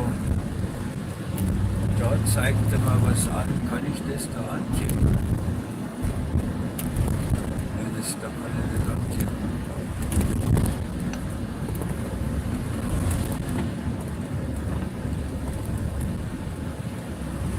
Nach Skorzelec hätten wir jetzt da nichts gemusst, aber das ist jetzt egal, weil wenn man dann geradeaus weiterfährt, noch einmal dahin. Das ist hier so ein Ringverkehr. Wenn wir hier einmal um den Ring fahren, jetzt muss ich nur schauen, dass ich links rüberkomme. Ach, und da war glaube ich so ein Chinesengeschäft. Und ja, und hier ist die Aktion, da waren wir auch schon drin. Da wo die Aktion war, da waren wir auch schon drin. Da habe ich glaube ich auch ein Video gemacht von Jelena Gora, da müsst ihr mal schauen bei mir in meinem Kanal, da gibt es auch schon Videos, mehrere, wo ich hier war. Ach, und da vorne sehe ich jetzt was mit Weihnachtsbeleuchtung sein könnte.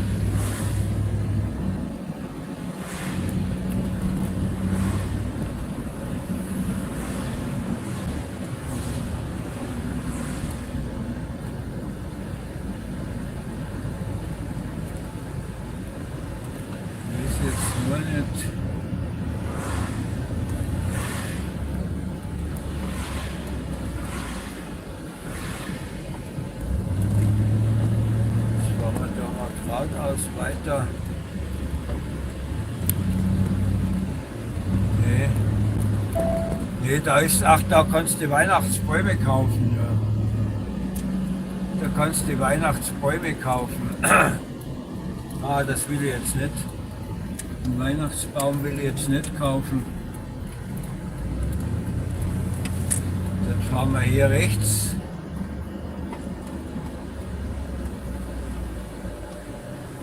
Naja, deshalb hat er da die Weihnachtsbeleuchtung, weil der Bäume verkauft.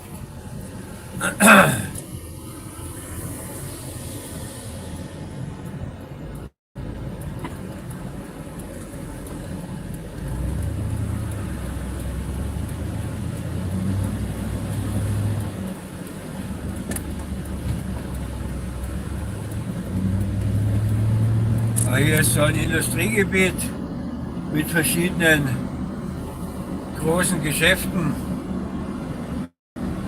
Das war jetzt hier der Castorama, das ist ein Baumarkt. Was haben wir da links? Was ist das für ein Geschäft? Novi Rüneck. Das ist auch so eine Galerie, wo mehrere verschiedene Geschäfte sind.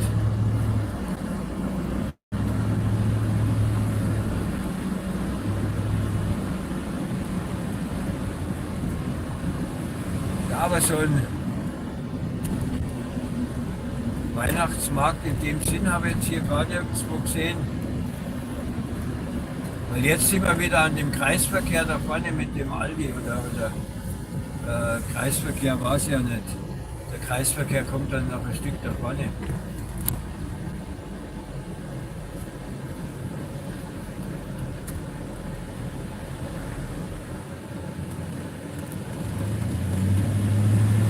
Ja, jetzt muss ich jedenfalls mir mal kurz einen Parkplatz suchen, wo ich anhalten kann.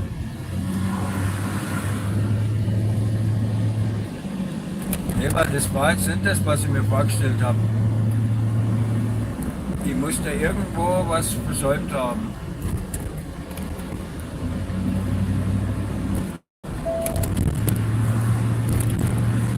Aber hier kommen wir jetzt schon wieder raus. Richtung Skorschel, jetzt muss ich da mal, da vorne ist der Kreisverkehr, mit dem ich gesprochen hatte. Da sind wir ja gerade eben gekommen. Da muss ich mir jetzt irgendwo einen Platz suchen, wo ich stehen bleiben kann.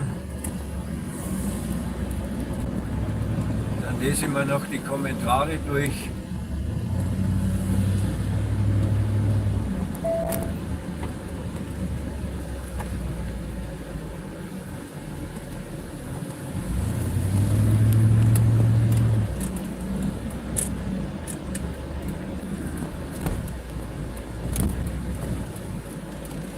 Mal schauen, ob wir hier kurz einen Platz kriegen. Ich will ja da nicht anhalten, groß, ich will kurz schnell die Kommentare lesen. Mach mal das Licht.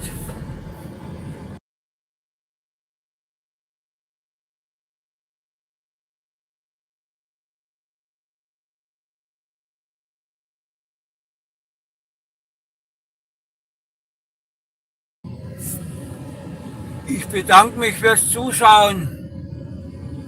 Wenn ihr mal wieder eine Runde mitfahren wollt, dann tut den Kanal abonnieren, da kommt öfter mal so Livestream und so weiter. Und dann wünsche ich euch noch ein schönes Wochenende und macht's gut und tschüss, bis zum nächsten Mal.